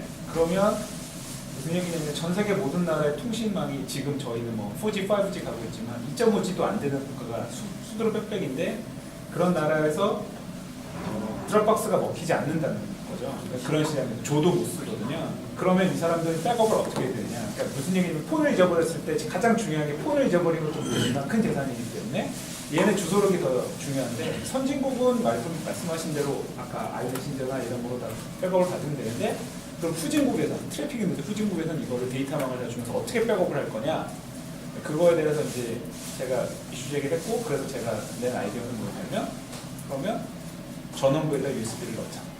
그래서 충전을 할 때 야간에 자동으로 백업을 시키자. 뭐 이런 식의 개념들. 네, 완전히 다른 개념으로 접근을 해서 그런 식의 어떤 다른 생각들을 하면 완전 다른 비즈니스 모델들이 나오고 그 자체를 가지고 그럼 어떻게 복구해 줄 거냐? 그럼 집에 이거 잊어버리면 그냥 플러그 꽂아서 AS센터 가져오시면 다 복구시켜 드립니다. 뭐 이런 것들, 뭐 이런 것들을 이제 좀 다른 상품 기획적인 그런 생각들, 비즈니스 모델을 그런 식으로 좀 바꿔보는 것들, 뭐 이런 것들 좀 많이 얘기를 드렸고요. IoT도 제가 보기에는 IoT 컨퍼런스를 가서 제가 제일 안타까운 부분 딱 한 가지가 있는데 전부 엔지니어만 오시거든요. 근데 아까 좀 되게 대표님 되게 잘 주신 건데 그 가다 보면 그 얘기를 하세요. IoT 핵심은 패션이다, 디자인이다. 근데 디자인하시는 분이 한 분도 안 나오시는 거예요. 네, 그래서 컨퍼런스를 가면 다 엔지니어 분들만 얘기를 하시는 거죠. 그래서 저는 되게 신기하다고 생각을 해서요. 발표를 하시는데 디자인이 중요하다고 얘기를 하시고 패션이 중요하다고 그러는데 다 엔지니어만 오시니까 왜 패션하고 엔지니어를 안 모시고 저걸 할까, 컨퍼런스를 할까 이런 생각이 되게 많아요. 제가 에버랜드 프로젝트 다음에 한 데가 이제 패션에서 제일 모직과 한 6개월 동안 프로젝트를 하니까 패션 쪽 사람들의 생리와 이런 것들이 좀 다르게 움직이는 게 있거든요. 그래서 그런 것들을 뭔가 접목을 진짜 콜라보를 할 거면 같이 이렇게 하시면 되게 재밌는 아이템들이 많이 나올 것 같다. 의외로 그러니까 너무 이제 기술 중심으로 내려가는 거 아닌가 뭐 이런 생각이 좀 있어서 뭐 그런 것들을 조금 더 더해주면 훨씬 더 재밌을 아까 조지그 대표가 얘기했던 확실한 도메인에서 명확한 익스피리언스를 전달할 수 있는가. KT의 최영석 박사님 요즘 그 거치를 KT 안에서 옮기셨잖아요, 그렇죠? 어떤 방향으로 가는 그런 감이 좀 있죠? 네.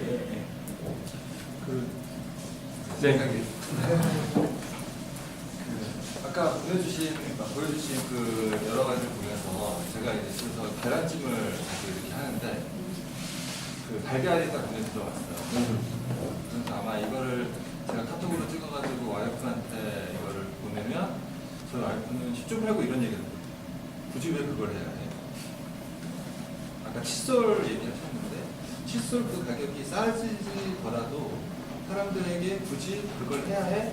라는 생각이 들면 그 제품은 아무리 기술적으로 완벽해도 추구할 수가 없는 것이고 그러니까 여기서 저는 사회학 전공이라서 그런 식으로 생각을 하게 되는 것 같은데 그러니까 이제 보면은 기술이 먼저 가고 요구가 따라오는 경우들이 분명히 있는 것 같아요. 예를 들자면 한국 사회의 전통적인 특성, 예를 들어서 빠른 것을 중요시하는 그랬을 때 3G 쓸 때 그때 당시에 광고들을 보면은 이제 너무너무 빨라지는 세상 그랬었는데 이제 우리가 LTE-A 이런 게 익숙해져 보니까 뒤로 백을 하는 것이 우리에게 너무나 불편한 상황이 됐고 그래서 제일 싫어하는 세 가지의 아이콘이 하나는 와이파이 요 부채꼴에 한 칸만 와 있는 거 배터리 여기에서 요만큼 있는 거 하나가 부채꼴 바뀌지 않는 이게 현대인들이 가장 생각하는 세 가지 싫어하는 아이콘 세 개 중에 하나라고 하는데 그게 다시 말하면은 우리의 인간의 욕구가 사실은 없었던 것인데 새롭게 만들어지는 그러한 욕구라고 생각을 하거든요.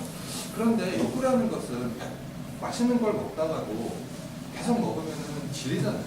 그리고 배가 불러지거든요. 그래서 어떤 요구라는 것은 포화 상태라는 것이 분명히 존재를 하는데 더 이상 빨라지기를 원하지 않아요. 예를 들어서 모르겠어요. 그러니까 지금 정부에서 지금 또 기가 인터넷 벌써 몇 년 전부터 이야기하고 있는데 사람들이 더욱더 빨라지기를 원하는지 자동차를 60km를 몰고 다녔을 때 150km까지 신었는데 200km까지 가기를 원하지 않는 거고 제가 볼 때는 이미 이제 소위 말하는 스마트폰 시장이 2010년 그걸 중심으로 해서 이미 이런 포화 상태에 들어가지 않았나. 그러니까 어떻게 보면 지금 S5 그리고 아이폰 6가 나온다는 광고를 봐도 사람들이 감동이 없죠. 별로 감동이 네. 없어요.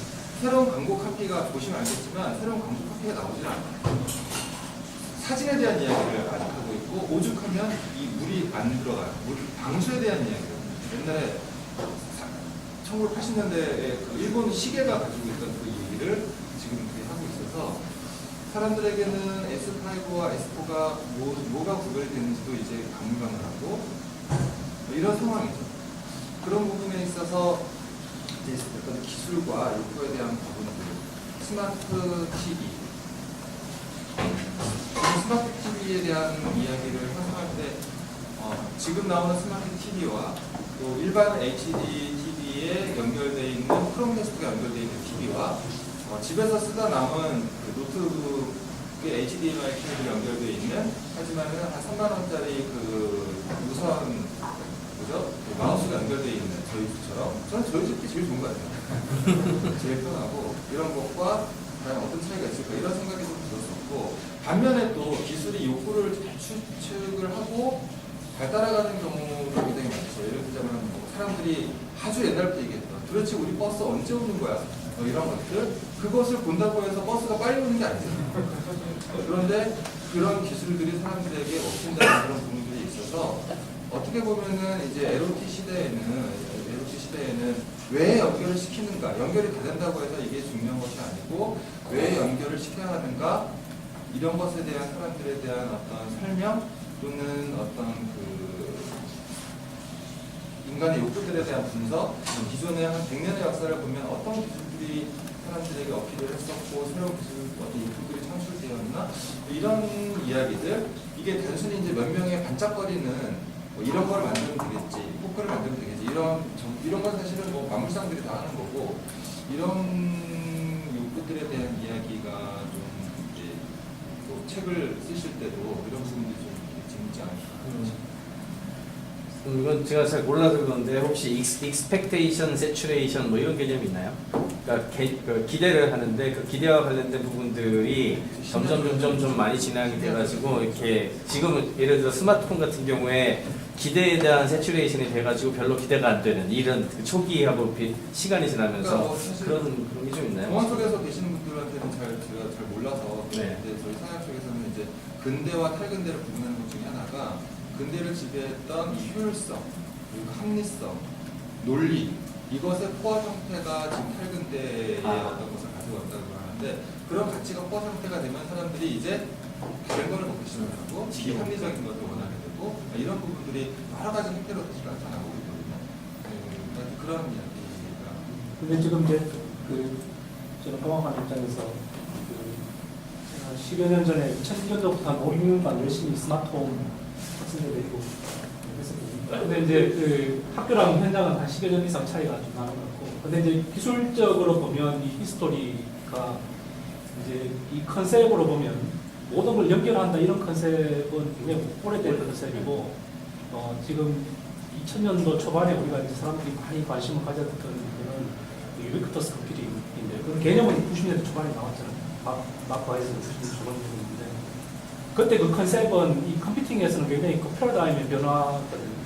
그러니까 마크 와이즈 이전의 컴퓨팅은 사람이 뭔가를 열심히 배워야 되는 기술이었다 보면 마크 와이즈가 주장했던 거는 기술이 좀 사람을 이해했으면 좋겠다는 컨셉이었어요.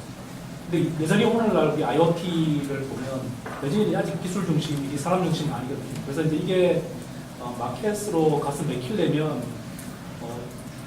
이 사람한테 귀찮게 하지 않고 결국은 이제 non-intrusive하게 사람의 니즈가 뭔지를 잘 파악하고 해내는 게 지금 포함되어야 되는데 사실은 그게 지금 현재 IoT 쪽에서 빠져 있는 부분이고 또 하나는 이제 이 사용자가 이제 저도 이거 지금 차고 다니는데 하루 건너 하루씩 이거 잊어버리고 집에 두고 오거든요. 사실은 별 이게 의미가 없기 때문에 두고 오는 건데 이건 안 두고 다녀요. 나오다가도 집에 돌아가서 찾아 가지고 오는데 나오다가 생각나도 그냥 귀찮아서 그냥 가거든요. 이런 거는 안 맥힌다는 거죠. 그래서 지금 이제 내가 정말로 이거 없으면 안 되겠다는 거로 이제 가야지만 살아남는 부분이 있고 이제 그렇게 하는 것 중에 요것도 이제 겨우 이제 하루 건너 하루씩은 가지고 가는 이유는 요게 주는 의미가 좀 있어요. 지금 사람들이 시계 안 차는데 최근 다시 스마트워치 오는 이유는 어쩔 수 없이 시계 차는 자꾸 서비스를 만들려고 그게 꼭 필요하다고 사람들한테 필요하는 부분이 생기니까 다시 차는 건데 이제 그런 거 어떻게 만들어낼 거냐 문제고 그거의 첫 번째는 저는 펀적 요소랑 뭐 게임적인 요소 이런 것들이 아마 같이 갈 거라고 생각해요. 이것도 지금 보면 혼자 하면 별로 이거 신경 안 쓰는데 이게 소셜 네트워크 서비스를 연동돼서 내 친구가 이거 얼마나 걸었는지 같이 보여주니까 얘가 지금 이거 좀 가지고 걸었어 나도 그래야지 이렇게 되는 것들이 등수면을 매겨주니까 뭐 그런 요소들이 좀 있는 것 같습니다. 그래서 이제 기술하고는 이게 또 이제 마켓하고는 굉장히 간격이 크긴 하지만 지금 이제 마크 와이스가 이야기했던 20년 벌써 20년도 25년 전에 이야기했던 이 개념은 여전히 아직은 현재 마켓에서는 거의 안 되고 있는 부분인 것 같습니다. 그래서 그런 부분들이 같이 가야 IoT가 실제로 남는데 한국의 가장 큰 문제는 여전히 이제 소프트웨어는 찬반인 게 일단은 문제예요. 그래서 지금 유비쿼터스 컴퓨팅도 사업단이 이제 2000년도 초반에 정부가 연 100억씩 해가지고 10년 더 미뤄졌는데 지금 유비쿼터스 컴퓨팅 결과물 어디도 쓰이는 데가 없어요. 이렇게 된 이유 중에 하나는 한국은 전자과가 저도 전자과 출신이지만 전자과 사람들이 굉장히 무식하고 돈 보이는 데는 이게 굉장히 저돌적으로 독식하는 구조가 좀 돼 있어서 유비쿼터스 컴퓨팅은 사실은 AI 이슈인데 한국의 유비쿼터스 컴퓨팅은 네트워크 이슈가 됐거든요. 네트워크인데 그것도 지금 소프트웨어적인 게 아니라 하드웨어적인 인프라 이런 것들에서 다 잡고 그래서 이런 구조 한국에서 소프트웨어 하는 사람들이 정당한 대우를 받는 구조가 안 되면 여전히 IoT도 그냥 하드웨어 만드는 데서 하고 같이 많다는 생각이 들고 그래서 지금 사용자의 니즈를 나눌 수밖에 찾아내는 부분은 하드웨어가 아니라 소프트웨어 그래서 그 소프트웨어 관점에서 이제 그 다음에 사람들이 원하는 경험들이 UI, UX 쪽 이슈고 오히려 좀 그런 소프트웨어적인 관점에서 이런 IoT를 접근하는 게 좀 필요한데 여전히 아직은 그 부분이 좀 미약한 생각이 듭니다. 실제로 제가 이제 IoT 포럼 그리고 이게 우리나라만의 문제는 아닌 것 같아요. ITF에서 월드 포럼 같은 거를 만들 때도 비슷한데 소위 말하는 지금 말씀하신 대로 옛날에 IoT 포럼이나 IoT 협회나 지금 만들어지는 거 보면요. 과거에 RFID, USN 했던 그 그룹이 그냥 그대로 이름만 IoT로 바꿔가지고 체인징하고 있거든요. 이게 참여하시는 분들도 그게 그냥 이제 유행어로 바꿔가지고 새로운 어떤 그걸 따내기 위해서 이렇게 해서 B2B로 가는데 B2B로 그렇게 해가지고 UCT 만들고 뭐 어쩌고저쩌고 했던 게 이제 거품을 만든 거잖아요. 그렇게 해서 그게 답이 안 나오는 거잖아요. 또 전자하는 사람들이 또 불평을 해요. 우리나라는 토목이 다 먹는다고. 그래서 실제로는 아까 잠깐 얘기하셨지만 진짜 이게 뚫려면 아이폰이 나오듯이 그 컨슈머가 자기 돈 지불하고 살 수 있는 마음이 안 들면 그거 안 되는 거거든요. 근데 아직까지 그런 거로 갈 수 있는 어떤 환경은 전혀 안 되는 느낌이 좀 너무 극단적이긴 한데 사실 집사람 이제 와이프한테 아이 엄마 어린 초등학생이 엄마한테 뭐 스마트워치 무슨 글래스 구글 글래스 이렇게 써봐 대신은 뭐 이렇게 하는 거야. 말하기 피곤하고 귀찮으면 아까 그 각종 약간 킥스타터나 이런 동영상이나 소프트웨어 데모 있잖아요. 이렇게 영상으로 만들어주고 그거 틀어주고 잠깐 한 2, 3분 보게 해주고 이렇게 해주면 항상 똑같은 피드백이 나가고 왜? 라는 말은 내가 지금 뭐라고 대답을 해줘야 되는 거니? 뭐 고생해 이렇게 해줘야 되는 거냐? 너의 일을 어필하는 거니까? 아니면 자기가 뭔가 사람으로서 이런 어떤 의지가 있고 이런 욕구가 있다는 어떤 그런 진정성 있는 어떤 피드백을 줘야 되는 거냐? 약간 어떤 시츄에이션이니? 이런 거부터 사실 일단은 해석하려고 하는 약간 그런 피드백이 있어요. 근데 매번 번번이 얘기를 해보면 결국 결론은 뭐냐면 정정 교수께서 말씀하신 것처럼 다 좋은데 일단 뭐 이걸 300불에 살 만한 가치가 있냐 없냐 이런 경제적인 논리를 따지기 전이라도 한번 트라이 해볼 만한 뭔가 당기는 요소라고 할까요? 네. 그러니까 어떻게 보면 뭐 롱테일도 좋고 빅테일도 좋고 다 좋은데 어쨌든 제일 처음 딱 그 문을 한번 열어야 되잖아요. 누군가에 의해서든 자발적으로도 뭔가 한번 열어야 되는데 그 여는 것조차도 전혀 모르겠다는 거죠. 오히려 그 원래 중국계 회사인가 그 기계식 키보드 만드는 회사인데 그 이름이 뭐죠? 레이저인가요? 거기서 그 손목 밴드를 하나 이번에 출시했는데 그 밴드의 특성이 뭐냐면 같은 그 근처 공간에 밴드를 차고 있는 사람 만나게 되면 알려주는 거예요. 그래서 이제 클럽 같은 데서 미팅을 하거든요. 그거를 메인 피처로 해서 이제 출시를 했어요. 그거는 약간 이제 반응들이 좀 있는 건데. 그게 폭스바겐 스마일링인가요? 네.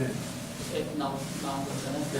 같이 가다가 이제 같은 종류의 차가 폭스바겐 차가 있으면 서로 거기에서 SNS로 연결이 돼가지고 그 사람들한테 마일리지를 줘가지고 그게 이제 항공 마일리지 같은 개념으로 그 폭스바겐 탄 사람들한테 마일리지 그 감성적인 부분까지도 마일리지를 줘가지고 나중에 거기에 이제 소비자들한테 베네핏을 주는 게 그런 형태의 것도 좀 있을 수 있거든요. 재밌는 게 있네요. 네, 최현석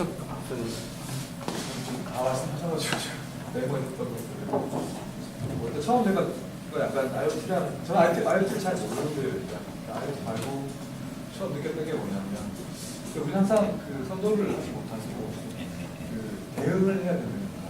그리고 이제 안드로이드 똑같은 거 안 들어 이 세게 가지고 따라가면서 그냥 한성도 되게 패스트 팔로워예요. 그래서 저는 KT 가는 대표적인 슬로우 발로거든요. 슬로우 컬러. 선도를 할 수 없을까? 그런 생각이 듭니다. 선도를 하려고 하면 우리가 1세대가 컴퓨터였고 2세대가 스마트폰 있고 선도를 하려면 넥스트 어떤 피팅이라 그럴까요? 대중적인 플랫폼이 뭔가 있어야 될 텐데 발표를 잘 듣다 보면 과연 우리가 지금 알고 있는 스마트워치 같은 거 이외에 어떤 예전에 스마트폰이 나왔을 때 그런 역할을 지니는 어떤 대중적인 플랫폼, 메인 플랫폼이라고 해야 그게 과연 나올까? 되게 많은 뭐 칫솔도 나오고 뭐 스푼도 있고 다이스도 있고 그런데 이게 되게 세분화된 그런 것들 가운데서 어떤 중심적인 메인 플랫폼이 과연 또 뭔가 나올 수 있을까 좀 의심스럽거든요. 그래서 과연 이제 사업적으로 대박을 내려고 하는 것이 과연 가능할까 하는 생각이 들었고요. 이제 주로 저는 헬스케어 쪽에서 좀 많이 생각을 했는데 다 나왔던 얘기긴 합니다만 지금 헬스케어 웨어러블 디바이스들의 대표적인 문제가 이제 사용자들의 실제 베네핏을 준다든지 아니면 인수를 충족시키지 못하고 있는 것들인데 특히 이제 헬스케어 쪽에는 그 아주 뭐 건강 상태나 아니면 뭐 나이나 성별이나 뭐 경제적인 아주 세분화되어 있는 고객들이 많은데 우리가 어떤 뭐 퓨어밴드 같은 걸로 모든 사람 만족시킬 수 있을 것이냐 아니면 루모 같은 걸로 아주 스페시픽한 저는 루모를 처음에 써본 적이 있는데 썼을 때는 이걸 누가 쓸까 했었는데 이제 설명을 들으니까 이제 이거 사고 당하신 분들 같은 분들은 이용화시키는 생각을 했었거든요. 아주 그 니치 마켓이나 스페시픽한 닛을 되게 작은 시장이지만 아주 큰 닛을 가진 분들한테는 이용할 수 있겠다. 그런 구조가 공략하는 게 맞느냐 그런 생각도 있었거든요.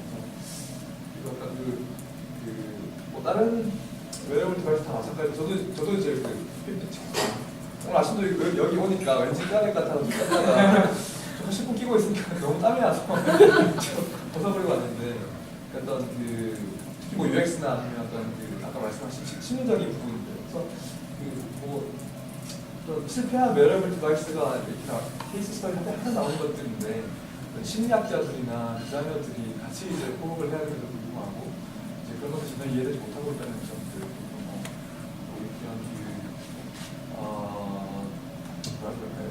사용자가 느끼는 것들 아니면 같은 데이터를 보여주더라도 또 어떻게 데이터를 레프레젠테이션 할 것인가 그런 것들이 중요한 부분들인데 그런 것들을 이번에 생각을 했습니다. 지금 웨어러블은 머티리얼도 되게 중요한 것 같아요. 예, 그 재질, 예를 들어 뭐 열을 뺏어가는 거라든지 흡수하는 거라든지 땀 습도 관련된 거라든지, 근데 그런 거에 대해서는 얘기들 잘 안 하잖아요. 이게 참 그런 거 보면 오늘 같은 날 공부를 해보니까 야.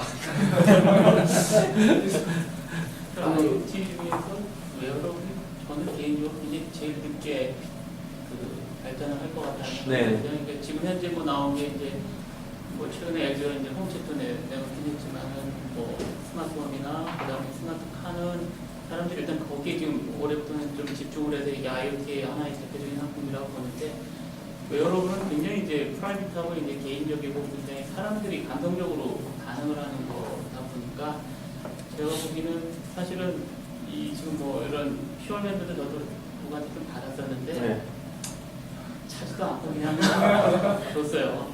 저 원래 시계 같은 거 잘 안 차는 사람 중에 하나고, 사실 시계라는 거는 뭐 기능적으로 시계 보려고 찾지는 않잖아요. 이런 사람들이 뭐 여기 휴대폰도 있고 다 스마트폰도 있고 그러니까 패션으로 생각을 하면서 사람들이 하는 건데, 거기에 지금 이렇게 동그란 거 뭐 이렇게 되니까 사람들이 거기에 대해서 과연 이거를 한 번 그냥 재밌어서 이게 신기해서 찾기겠지만 이걸 계속 찾지는 않는 거거든요. 그러니까 그리고 사실은 저기 지금 말했던 구글 글래스 자체도 저거를 처음에 개발을 할 때 저 타겟을 심었던 게 스마트워치 근데 타겟을 삼았던 게 뭐 임원들이나 이런 좀 굉장히 그 중요한 결정을 내리는 사람들 타겟으로 이렇게 가격도 비싸고 하니까 그랬는데, 실제로 여기 환호하는 사람들은 이렇게 뛰는 사람들, 뛰면서 이렇게 얘기한다. 왜냐하면 임원들이나 이런 사람은 중요한 얘기를 갖다 이렇게 사람들 들리게 할 수는 없는 거기 때문에, 그래서 그 기본적으로 사람에 대한 이해가 좀 부족했던 거죠. 그래서 웨어러블 자체는 굉장히 늦게 가지 않을까라는 생각을 좀 해보고요. 그리고 뭐 물론 이제 어떤 사람은 그런 얘기를 하더라고요. 이렇게 그런 게 실제로 있대요. 저도 들었는데 뭐 이렇게 스마트 브라이저라는 게 있어가지고 그 와이프한테 그걸 선물을 하면 있어요. 남편이 이제 받아가 보면 이제 그 와이프가 이제 감정이 좀 격해졌더니 그거 기분이 안 좋은데 그걸 스마트폰을 날려준대요, 남편한테. 그럼 남편이 근데 그걸 보고 아 오늘은 조심해야 되겠다. 집에 갈 때 꽁실에도 하나 들고 가고 뭐 이런 그게 생각이 이제 드는데 앞에서 기다려야 되죠. 이게 변할 때까지. 그리고 차에서 자야죠. 새벽에. 변할 때까지 기다려도 그러니까 이제 그런 어떤 실제로 IoT 자체가 구글 글라스도 그래도 사실은 구글 자체에서도 가이드라인을 줬다는 거 아니에요. 일단은 이걸 가지고 뭐 목욕탕에 들어간다든지 뭐 이런 사람들이 막 생기고 그 연구 정부에서 연구 돈을 받아가지고 그 구글 글라스를 이제 실제로 써서 하겠다고 했다가 프랑스 가서 뭐 이렇게 얻어맞고 하겠다고 그러잖아요. 그런 것처럼 이제 그 사회적인 어떤 합의나 담론이 일단 필요한데 너무 이제 기능적인 측면과 기술이 먼저 앞서가다 보니까 거기에서 지금 과연 이게 이제 사회적으로 받아들일 수 있는 수준까지 지금 보려면 시간이 좀 많이 가고 그게 웨어러블이 좀 느릴 것 같다는 생각이 들더라고요. 제가 봤을 때 구글은 이미 그걸 예측하고 베타 서비스하고 있는 것 같은데요. 그렇죠. 지금도 그러니까 이미 그러고 그래서 양산을 안 하고 있는 거고. 그러니까 여기서 근데 좀 조심해야 되는 게, 늦는다는 걸 함부로 얘기해서 저는 없다고 생각하는 게, 그 스마트폰도 그랬어요.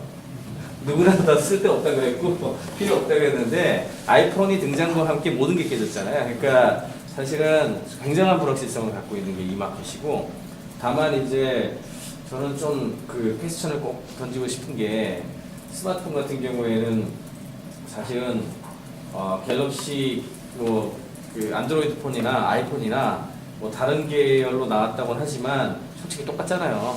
예, 전체 화면에 멀티터치 되고 하는 방식 똑같잖아요. 수억 대가 팔려 나가는 그런 이제 메가 히트 베스트셀러가 됐다는데, 과연 IoT라는 그 마켓 특성 자체가 대기업들이 딜링할 수 있는 마켓인가? 이거에 대한 근본적인 질문은 있는 것 같아요. 아마도 베스트셀러라고 얘기하는 것 자체도 제가 봤을 때 이제 100만 대 시장인 것 같은데, 100만 대, 뭐 한 몇백만 대 정도까지가 맥스 시장으로 될 것 같은데, 그렇게 생각을 한다고 했을 때 과연 지금 대기업들이 꿈꾸는 것처럼 메가 히트셀러가 나올 수 있는 근본적인 속성 자체가 그런 종류냐? 사실은 여기가 더 퀘스천 아닌가요?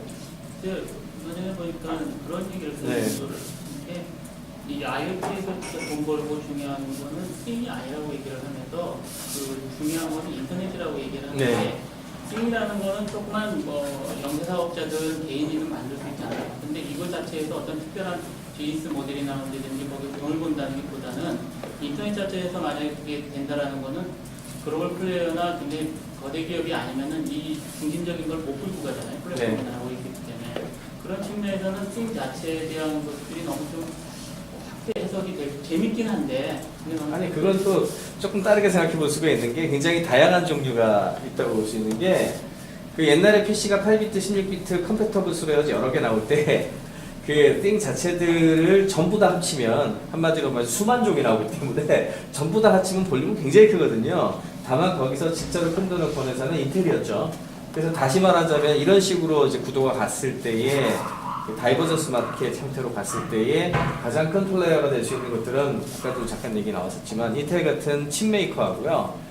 그 다음에 시스코처럼 중간에 그 관련된 기술들을 조금 더 중심적으로 하겠다는 네트워크 메이커하고 그 다음에 서비스를 갖다 클라우드에 담아가지고 서비스하는 인터넷 서비스 업체들을 중심으로 해가지고 발전이 되고 파이널 프로덕트를 하는 것들 같은 경우에는 큰 재미가 없는 거 아니냐. 그게 이제 그런 맥락이라서 뭐랄까 그 띵이라는 것이 내포하고 있는 게 생각보다 되게 많아요. 그 안에 우리가 흔히 생각할 때는 띵이 그냥 물체 하나로 되어 있는 거라고 생각하기 쉽겠지만 그게 아니라 이 안에 소프트웨어 플랫폼에 칩에 그다음에 인터넷 네트워크 연결까지 다 들어가 있기 때문에 그냥 아주 그냥 팀 자체를 그냥 좀 이렇게 얘기하기 좀. 근데 우리 논의가 계속해서 이제 제가 처음에 이야기했던 것처럼 하드웨어 중심으로 이루어지는데 저는 하드웨어의 답은 아니라고 생각합니다. 네. 뭐 띵이든 네트워크이든 그건 그냥 인프라이고 사실 더 중요한 건 이제 사용자의 니즈를 잘 파악해서 새로운 서비스를 해줄 수 있냐 없냐의 문제가 있다고 보고 그런 관점에서 본다 그러면 사실 더 중요한 건 데이터이고 그 데이터를 어떻게 해석해서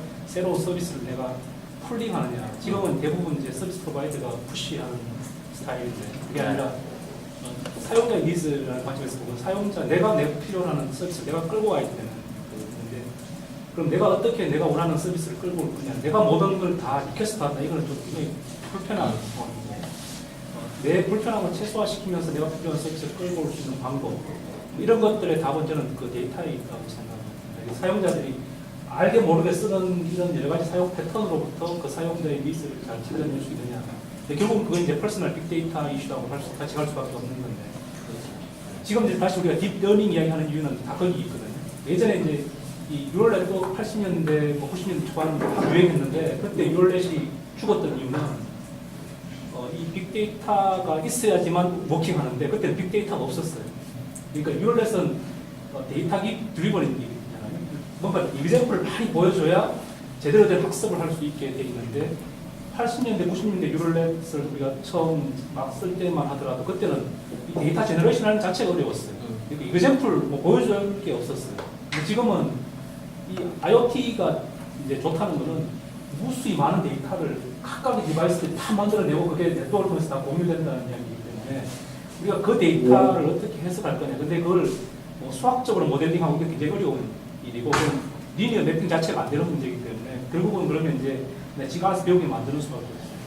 근데 이제 이 딥러닝 쪽이 지금 다시 부각되는 이유는 예전에 이제 그 뉴럴넷 쪽에서 멀티레이어 퍼셉트론이라는 게 있었는데 그때만 하더라도 우리가 수학적으로 이제 그걸 막 증명하려고 노력했었거든요. 저도 이제 석사할 때 90년대 초반에 뉴럴넷을 멈출 수가 있지만 그때 우리가 뭐라 그러냐면 이 뉴럴넷에서 지금 할 수 있는 그 기능이라는 게 이 레이어를 늘려봐야 덕이 없다. 이게 그때 결론이었어요. 그러니까 이제 멀티레이어 퍼셉트론이 굉장히 좋은 그 슈퍼바이즈 러닝 기법인데 레이어 한 2개 정도 써도 그게 끝이고 이제 우리가 치부할 수 있는 고월이 맥시멈이고 3개, 4개, 5개 써봐야 아무런 개인이 없다. 수학도 그렇게 사람들이 막 증명하고 있죠. 근데 지금 이게 어느 순간 레이어를 더 썼더니 우리가 못하던 문제를 막 풀더라 이렇게 됐기 때문에 갑자기 사람들이 막 딥러닝 다 해결해 줄 것처럼 바꿨잖아요. 근데 결국 어쨌든 지금 이제 그런 새로운 도구들이 나오는 상황이고 또 우리가 좋은 이그샘플을 보여줄 수 있는 빅데이터라는 게 만들어지기 때문에 이걸 어떻게 활용해서 사용자의 니즈를 잘 파악하고 사용자가 필요한 서비스를 쿨링하느냐 저는 거기에 답이 있다고 보고 이런 조그마한 디바이스는 사실은 어떻게 보면 상대적으로 적은 시장이 아닌가. 네. 그 교수님도 좀. 예.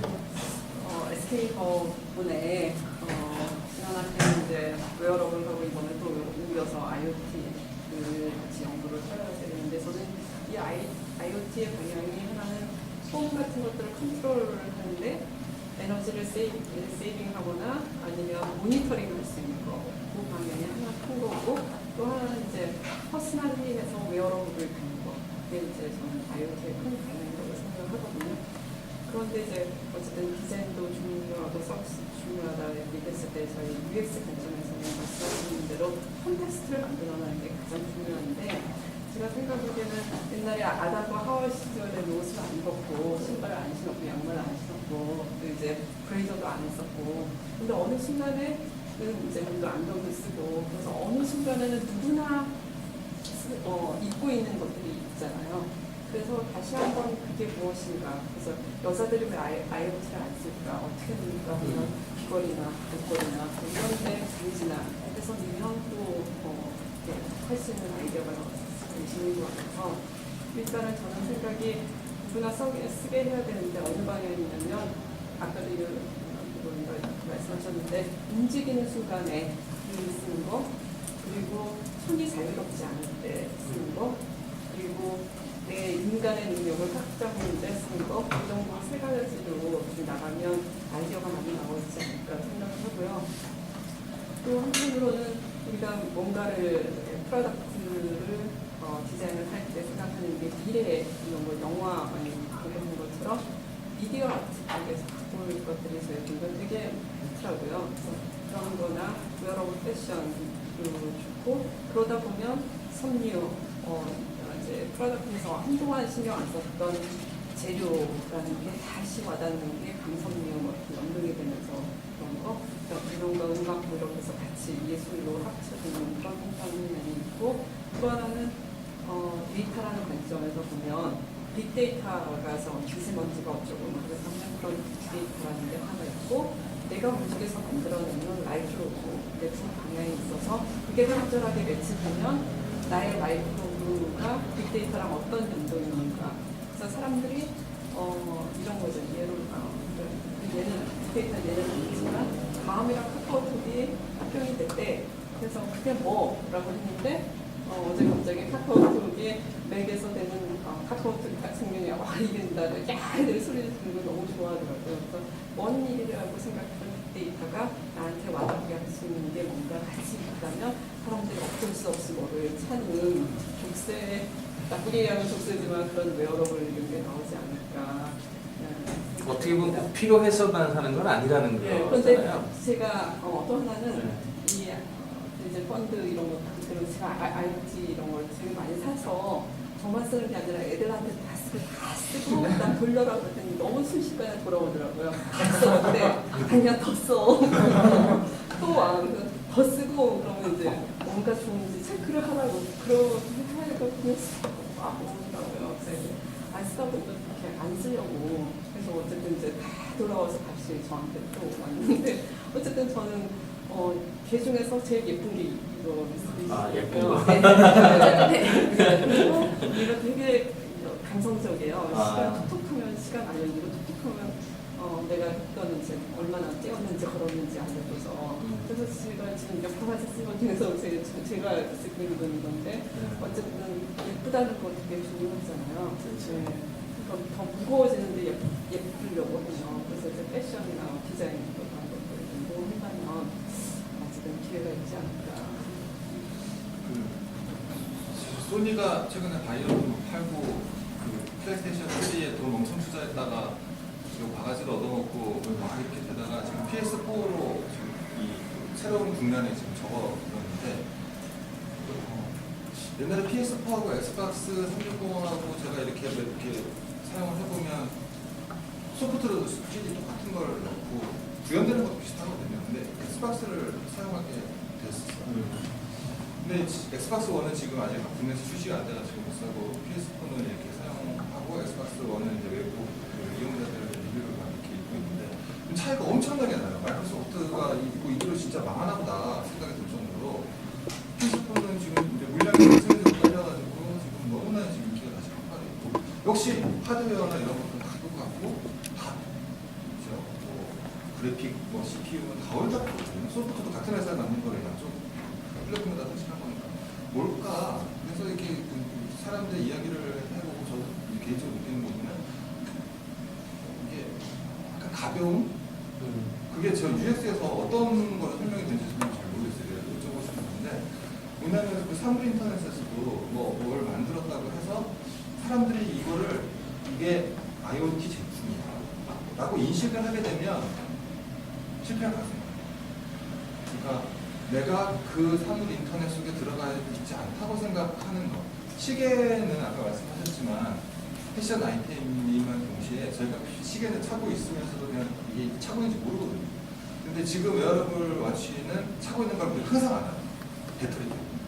이제 밥을 줘야 패션 부분은 제가 지금 이제 1세대인데 분명히 지금 시계도 우리 그 매장에 가보면 패션 아이템으로 구매해요.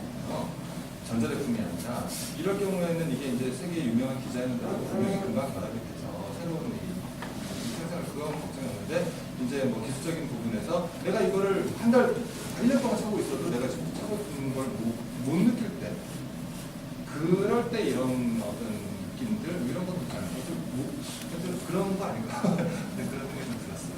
그거에다 하나 더 말하면 엑스박스랑 PS 같은 거 못 써봤지만 사람들 똑같은 게임을 했을 때 소니께 훨씬 이렇게 그 몰입감이 있다고 하는데 뭐 이렇게 경기가 한다고 그러고 했을 때 3D 음향이라든지 렌더 효과 같은 게 언성감을 줘서 자기가 있는 것 같은 느낌.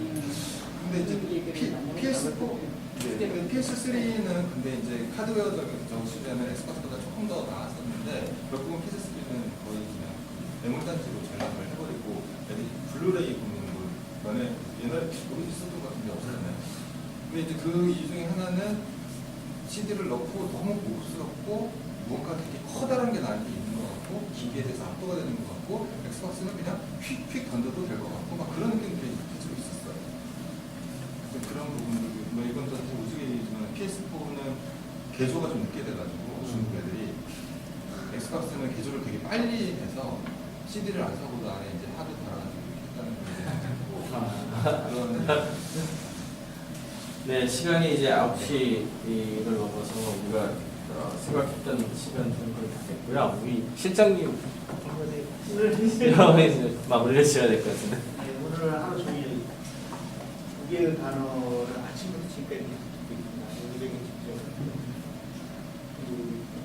아침에 뭐 이번에 생각이라는 게 보통 하루에 한 회의를 한 7번쯤 하거든요. 근데 오늘 이제 8시부터 시작한 회의에서도 쭉 나온 게 IoT라는 것과 이제 5G 이게 계속 여기 얘기 그 중에 하나는 이제 아침 10시에 정부의 정책 관계가 주최하는 특별센터를 했는데 사실 이제 SK텔레콤 CEO의 이제 대언론 기자발표 이게 사실이었습니다. 그런데 거기 이제 포인트가 뭐냐면 올해가 이제 아시겠지만 운동통신 한국에서 시작한 30년 됐는데 앞으로 뒤에 30년을 어떠한 스텝으로 갈 건지에 대해서 얘기를 합니다. 당연히 빠질 수 없는 단어가 이제 끝나고 이제 기자들하고 점심을 같이 하는데 기자들이 가장 알 수 없는 단어가 있습니다. 똑같이 아니 많은 빠른 1000배가 빠른 어디다 써요? 도대체 IoT를 한다는데 IoT 어떤 IoT를 하는 거예요? 네, 두 가지가 질문. 하나는 대답이 좀 쉬웠어요. 어려운 건 IoT. 뭔 IoT? 쉬운 건 빨리 어려워.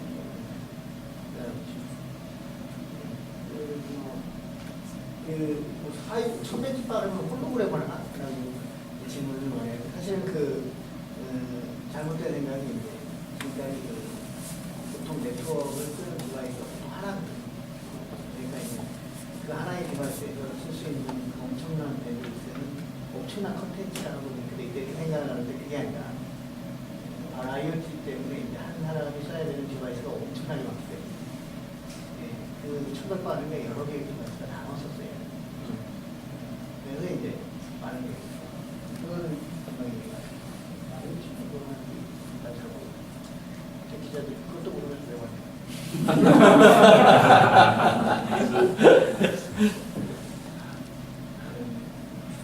그럴 때 또 지면 안 되잖아. 기자들이 지금 모르라고. 지금부터는 본질과 관계하면 와서 여기서 기죽으면 안 된다. 이 실컷 기자들 초청해서 밥 먹으면서 열심히 설명했는데 기자들이 그러더니 아무것도 아니야. 그러면 이거 완전히 속상한 거예요. 급격히 이제 빠른 속도로 단 1분 안에 머리를 굴리기 시작했어요. 이거 어떻게 생각을 할까? 근데 갑자기 굉장히 생각이 난 거예요. 사실은 정진 교수님이랑 굉장히 비슷한 얘기예요. 옛날에 이제 스마트폰, 이제 아이폰이 처음 만들 때 스티브 잡스가 무대 위에서 어떤 얘기를 했는지 알아요? 스마트폰에 나와서 여러분의 삶을 다 바꿀 라고 얘기하는 게 아니라 다시 들어가 2007년도 다시 돌아가. 절대로 그런 사람 왜 그랬어? 스티브 잡스는 몰랐다.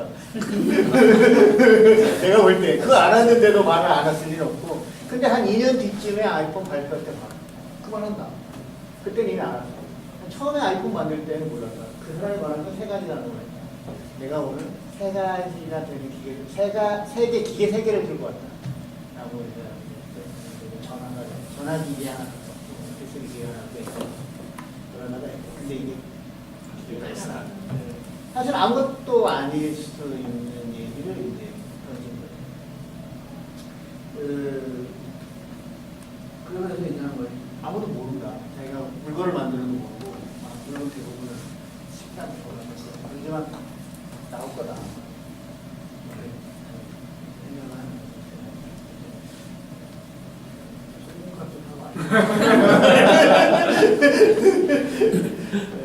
계속 논쟁이다. 그렇긴 하지만 뭐 글쎄요, 저는 뭐 저희 연구소는 논쟁이 된다. 보고 전화하고 있는 기대입니다. 지금까지 우리나라로 베끼는 것만 해도 그때만 이제 미국이 지금은 미국이 아니에요. 기회를 많이 가져가는 거가 지금 다행스럽게 띵이 많으니까 이 중에 하나라도 거짓일 수 있으니까 이렇게 해야 되는 거죠. 그러니까 스몰하고 대기업이 필요가 없지 않냐 그러는데 한 개는 절대 안 된다. 그럼 한국이나 가능성이 거의 없기 때문에 지금 여러 개인데 하나가 가지고 이런 생각을 하고요. 어쨌든 또 많은 사람이 참여해야 되는 게임 같아요. 기회를 해가지고 열심히 얘기하다 보면 어쩌냐 네. 어떻게 보면 엄청난 실패가 쌓여가지고 바뀔 수밖에 없는 뭐 그런 점일 수도 있는 것 같습니다. 뭐 아이패드가 처음 구상된 게 1980 몇 년이라서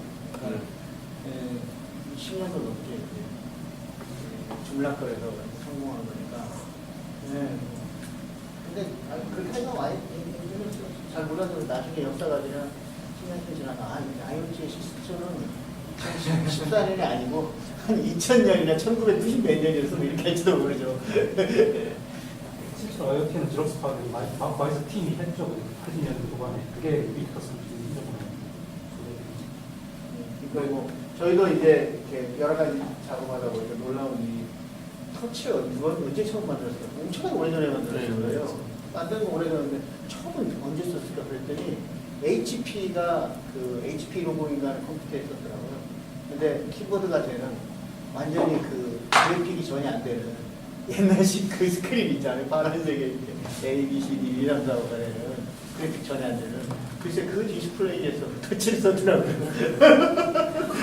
그리고 우리 쓰는 패드도 사실은 70년대 IBM에서 이미 개념으로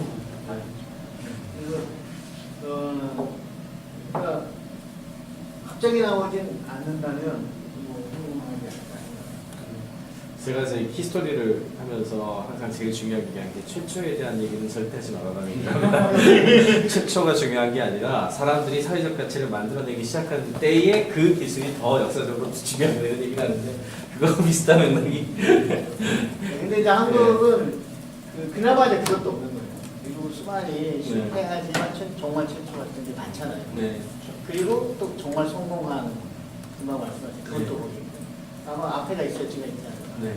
우리는 앞에가 없으니까. 실패가 쌓여야 쓰는 것도 가능한 건데 우리는 한꺼번에 다 하려고 그러는데 한 번에 똥을 다 나는 게 아니라 우리나라 사람 진실하는 게 신기하지 않아요. 그렇죠. 그러니까 한 번에 그냥 한 번에 끝내라고. 시험 보면 몇 개 틀렸냐. 다섯 명인데. 너는 뭘 알았냐가 아니라 넌 몇 개 틀렸니? 이게 중요한 거지. 궁금한 게 있는데요. 그러니까 저기 포탈에 있으면서 모바일 될 거니까 집중해 준비하면서 내부적으로 막 논의됐던 것 중에 하나가, 그래서 만약 뉴스를 소개한다고 하면 PC에서 뉴스를 소비할 때 그 소비되는 그 타이밍이 그 외의 시간에도 이제 약간 넓게 퍼져가지고 총량은 사실은 초반에는 뭐 사실 총량이 늘어나는 게 아니라 시간대가 사실 넓게 퍼져가지고 약간 스프레드 된다라는 그 견해를 갖고 있어요. 실제로 데이터도 그렇게 보였고, 그리고 그 작년에 사실 발표할 때 최영석 교수님께서 한번 주셨던 건데, 실제 모바일하고 웹하고 공통점을 보니까 사람이 주의 집중하는 그 어텐션의 사실은 총 뭐랄까 어떤 그 뎁스는 사실은 늘어나지 않았더라는 거예요. 여기도 5개, 이쪽도 5개. 근데 소위 이제 IoT에서 말하는 그 소위 수많은 띵, 이걸 얘기할 때 막연한 생각은, 그러면 어텐션이 다이버전 더 많이 늘어나고 더 많이 쪼개져야 되는 얘기로 해석되어야 되나? 정말 그게 텐션이 그렇게 갈수 있게 만들어낸다니까. 그렇게 갈 수 있는 건가? 라는 이제 생각은 약간 드는 그런 생각이 좀 들더라고요. 이 숙제가 굉장히 많은 것 같습니다. 네, 시간이 다 돼서 오늘도 굉장히 핫 디스커션이 됐는데, 오늘 발표해 주신 최재규 대표님하고 토론자로 나오신 네 분께 다 감사드리는 걸로 박수 한번 치고 마치도록 하겠습니다.